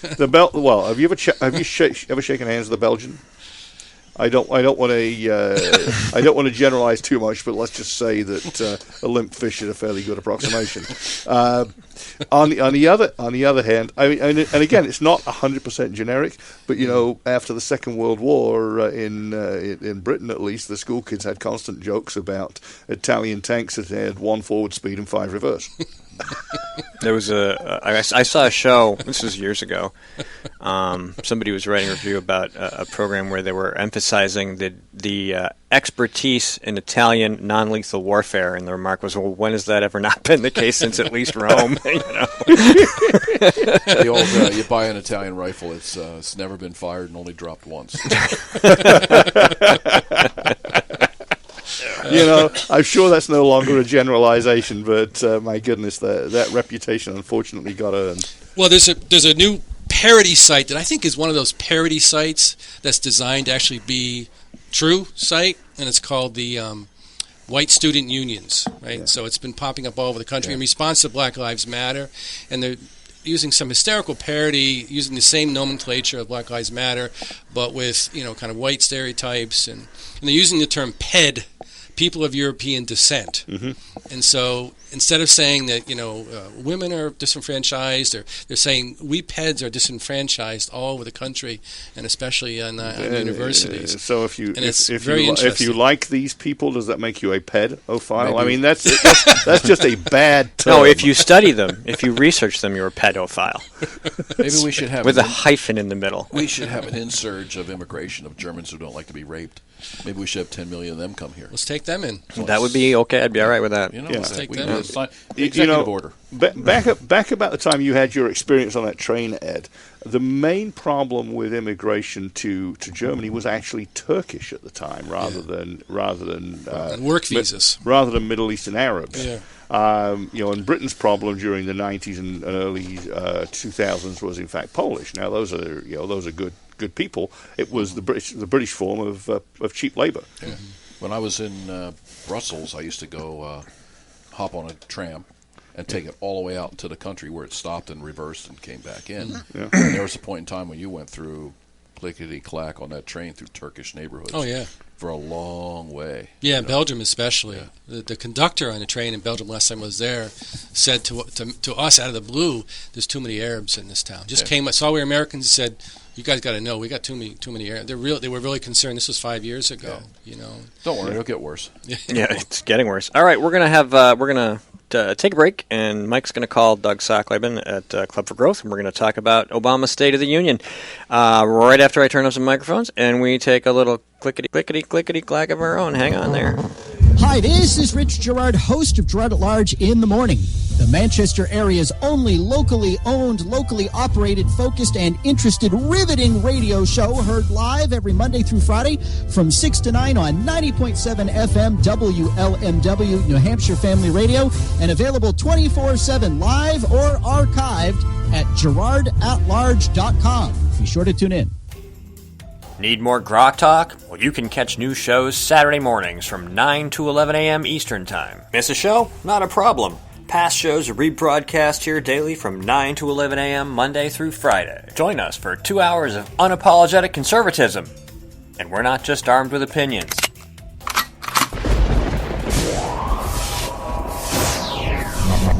Rock Talk.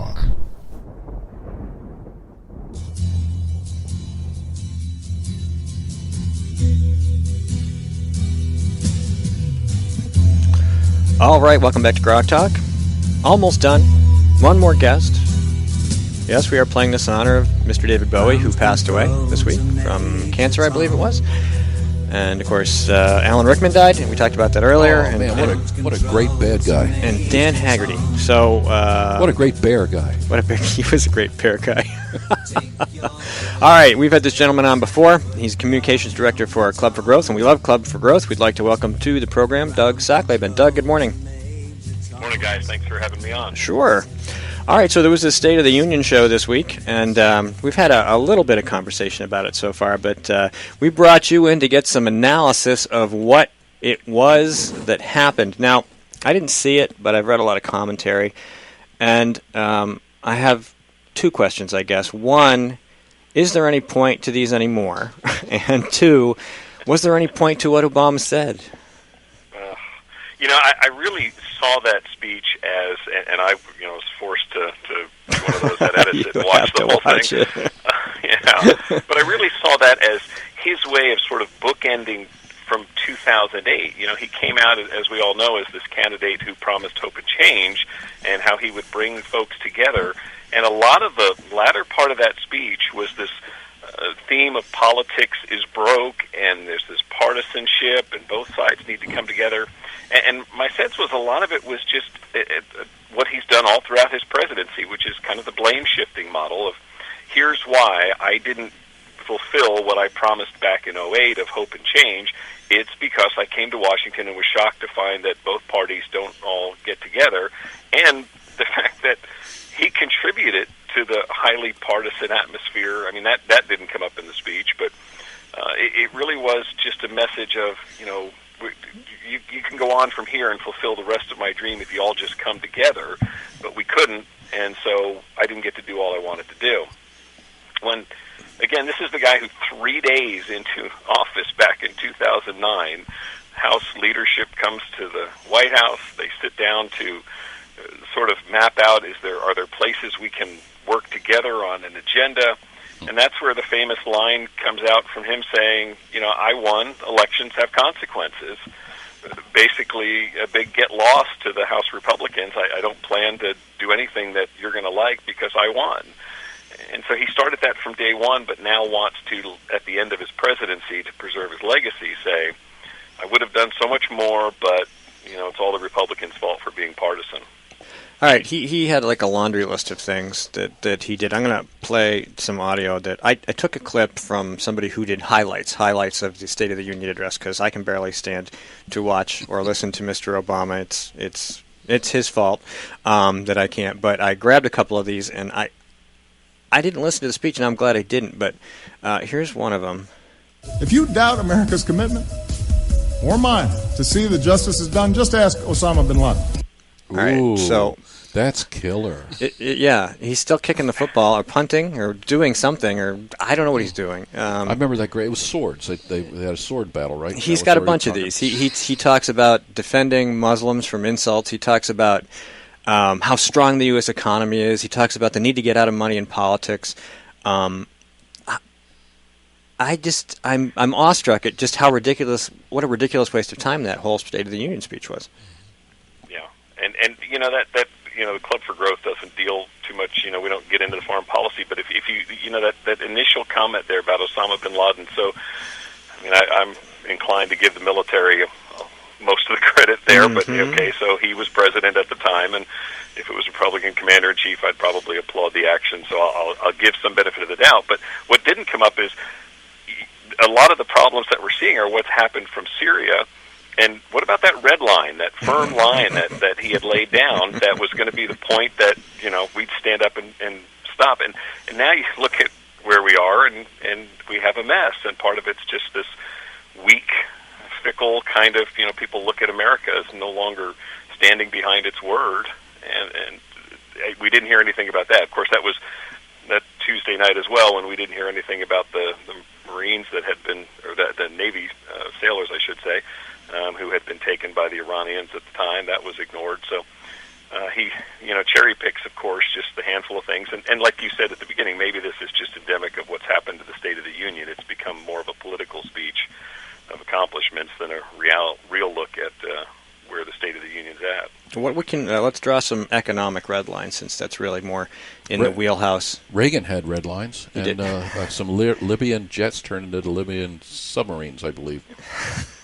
Remember the line of death? Yeah, he did. So I don't know that there's anything of value in the State of the Union speech as far as economics goes, but is there anything we can learn from it? And that aside, where do we need to go? What does the next president need to do? Yeah, quickly to look back, he made some comment, to the effect that, you're talking myth if you don't believe this economy is in recovery. If you continue to talk about it being weak and not growing, then, you're just making stuff up. And I'm roughly paraphrasing, but that's pretty close to what he said.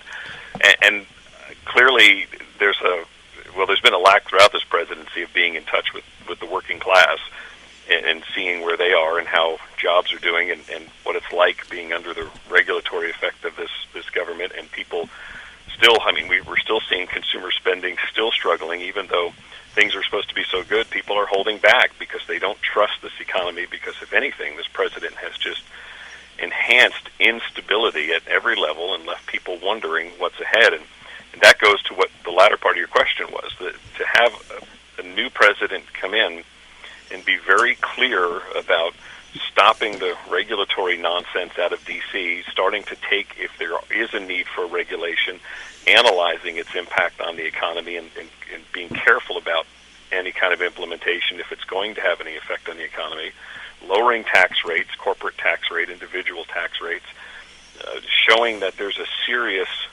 stable approach to the economy from the government's point of view, would go miles in helping small businessmen and women begin to make decisions to trust that it's going to finally recover after these years of this dragging sort of, 2% I think we saw last quarter in growth. Sure. So the Club for Growth does a lot of work in research on candidates, whether it be congressional candidates, where if one is a member, one gets emails saying, such and such a congressional race coming up, chance to support a conservative, or Senate races, where you're pretty much in agreement with the Senate Conservative Fund on a lot of candidates. And then, of course, there's every 4 years there's your Presidential White Paper series, which these days has its own website. So I'm going to give that a plug, presidentialwhitepapers.com, and it's a project of the Club for Growth. And Doug, why don't you tell us a little bit about that, and maybe who in your mind is the most pro-growth presidential candidate? Appreciate that. Yeah, Presidential White Papers, we started back in 2008 with that presidential cycle, and now so this is our third time around of really just trying to give people an honest assessment of where these candidates have been, if they've voted or been governors and signed into law legislation, or have been private citizens and have written and spoken about tax reform, trade, entitlement reform, government spending, tort reform. Those are some of the issues. And essentially a lot of it is just a highly footnoted record of those votes, those statements, to let people begin to draw their own conclusions of where the candidates stand on these issues. And so the Club for Growth members really were big fans of Senator Cruz before he was elected, and the Club's PAC endorsed him, and as well Senator Rubio and Senator Paul, believing that on economic issues and understanding that people will differ once you move off taxes, entitlements, and those sorts of things. On Rubio, Paul, and Cruz, people have different views on some of the other issues. that I've listed, that those guys would walk the talk, and the PAC endorsed them and was instrumental in helping them get elected. And this time around, as we did our white papers and looked at the push against Obamacare by Senator Cruz, looked at the fight for tax reform by Senator Rubio, the budgets put forth by Senator Paul, and we've said in these white papers, these guys are the real deal. Now, obviously, Rand Paul hasn't caught on by any stretch in the polls, and so we would continue to point back to Cruz and Rubio and say, you know, these guys are, when it comes to those sort of pocketbook issues and getting the government smaller, more limited government on these issues, those guys seem to be the real deal. Yeah, we have other differences with some of them, notably the expansive military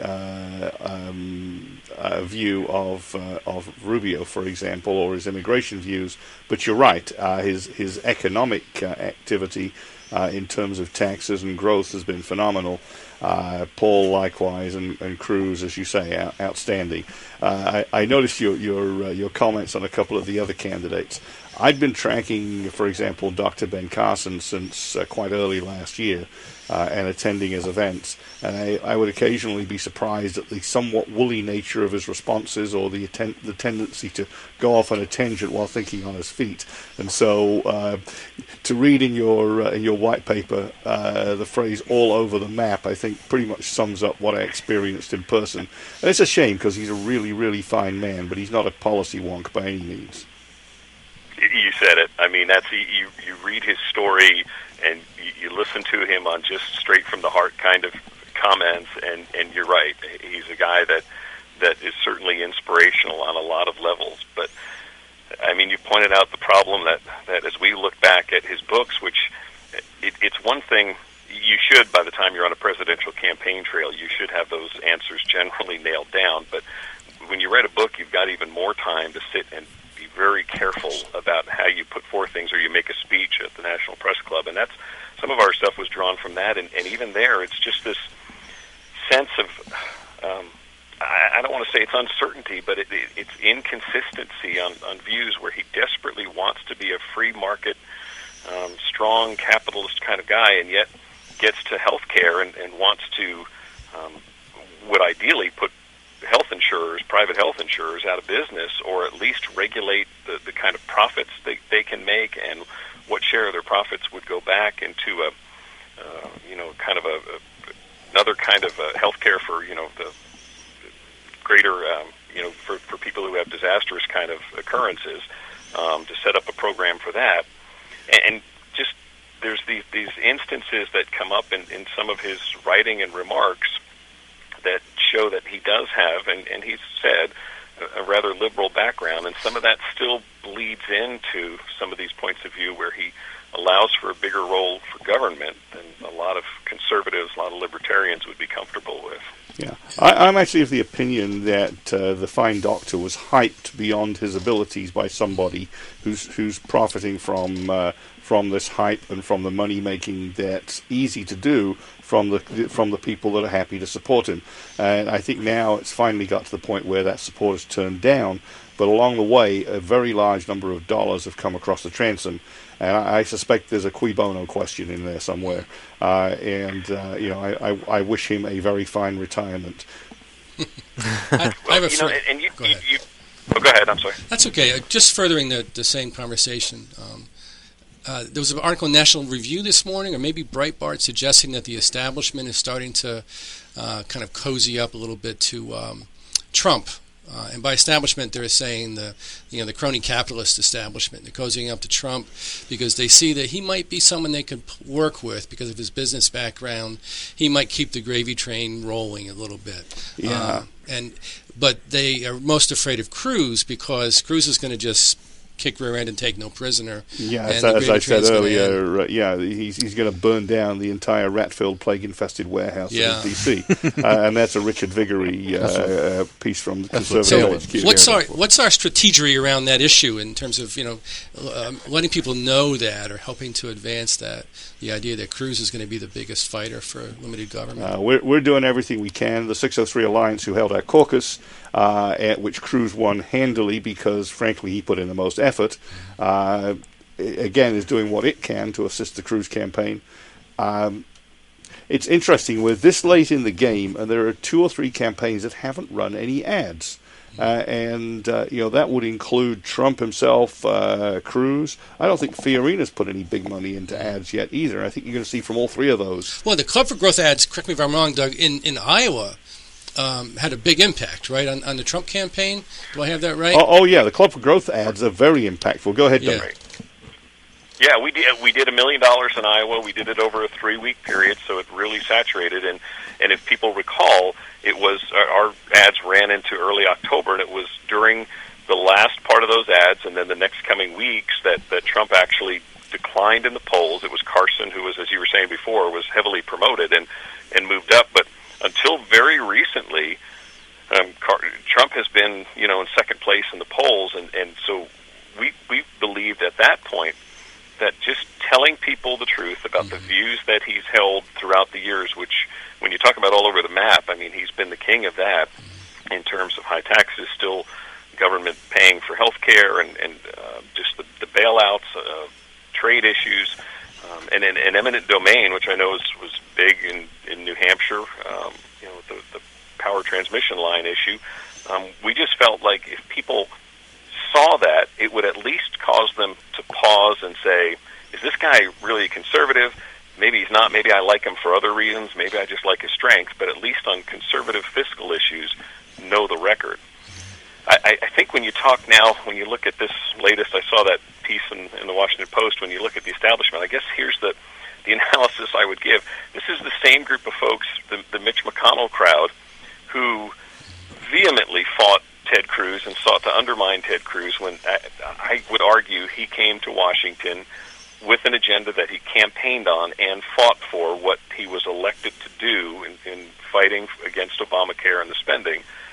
And this establishment side, the Mitch McConnell crowd, was more prone to line up with Barack Obama and walk into last year's budget debate by saying back in September that, well, we're taking a shutdown or any thought of that. That's not a negotiating tool. Basically, we're going to cave on this and led us to $1 trillion omnibus. So I'm hesitant. I can see the establishment doing this. If they're looking and saying, Trump's the guy we can probably make better deals with, Cruz is only going to upset the establishment down here, I can see where that mentality begins to move in. They'll line up with whoever it takes. Yeah, I've seen this in 2 or 3 places, Doug. The intimation that the Washington establishment, after being, first of all, wanting to do everything they could to drag down Trump, and then kind of resigning themselves to the fact that they couldn't drag down Trump, and finally they're thinking this is the guy they can do a deal with and at least keep the gravy train alive, whereas as Cruz they're afraid of for the phrase I uttered earlier. It's fascinating, actually. So, last quick thought: you've been rather critical of Carly Fiorina too. Her campaign speeches, especially this last year, kind of imply that she gets it, that she understands the problem with cronyism. But you researched her further back and were somewhat critical.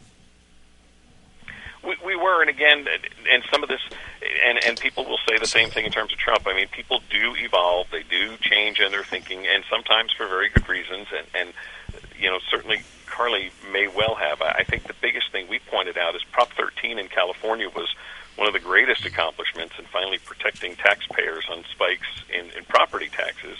And there was a measure to undermine that, and she was on the wrong side of that issue. She, on her argument being that the schools need more money, education needs more money, and so therefore the protections of Prop 13 can go away, was troubling to us, and it was just something we pointed out particularly. And sometimes, when she campaigned as a senator, she didn't really go back against that either. Some of these times when candidates evolve, what you love to see is at least a sense of rejection of what was a wrong position in the past, or an acknowledgement that it was wrong. All right, we're against a hard break. Clearly been there. We're against a hard break. Yep. Just quick contact information, and then we'll let you go. Yep, love for people to check us out on clubforgrowth.org, and they can see all about us there. And I appreciate you guys having me on. All right, thanks. Have a great weekend. Thank you. Bye-bye. You too. Thank you. All righty, bye-bye. Okay, thank you so much, everybody, for tuning in. We'll be back next week. We have I'm going to turn those off so you can put your headsets down if that is your desire. A few more seconds. Check us out next week. We'll be on the air all week. And not you, Mike, because your headphones onto mine. All right, we'll see you. Bye. The opinions expressed on this program are those of the speakers and not necessarily those of CNHT, GrokTALK.com, this station, or anyone else for that matter. In accordance with Title 17 U.S.C. Section 107, some of the material in this program is used under the Fair Use provision of federal copyright law. Sound effects were either created by the producers of the program, found free in the public domain, or are covered under Attribution 3.0. Most of the music on this program comes courtesy of Creative Commons licensing from Kevin MacLeod at Incompetech.com.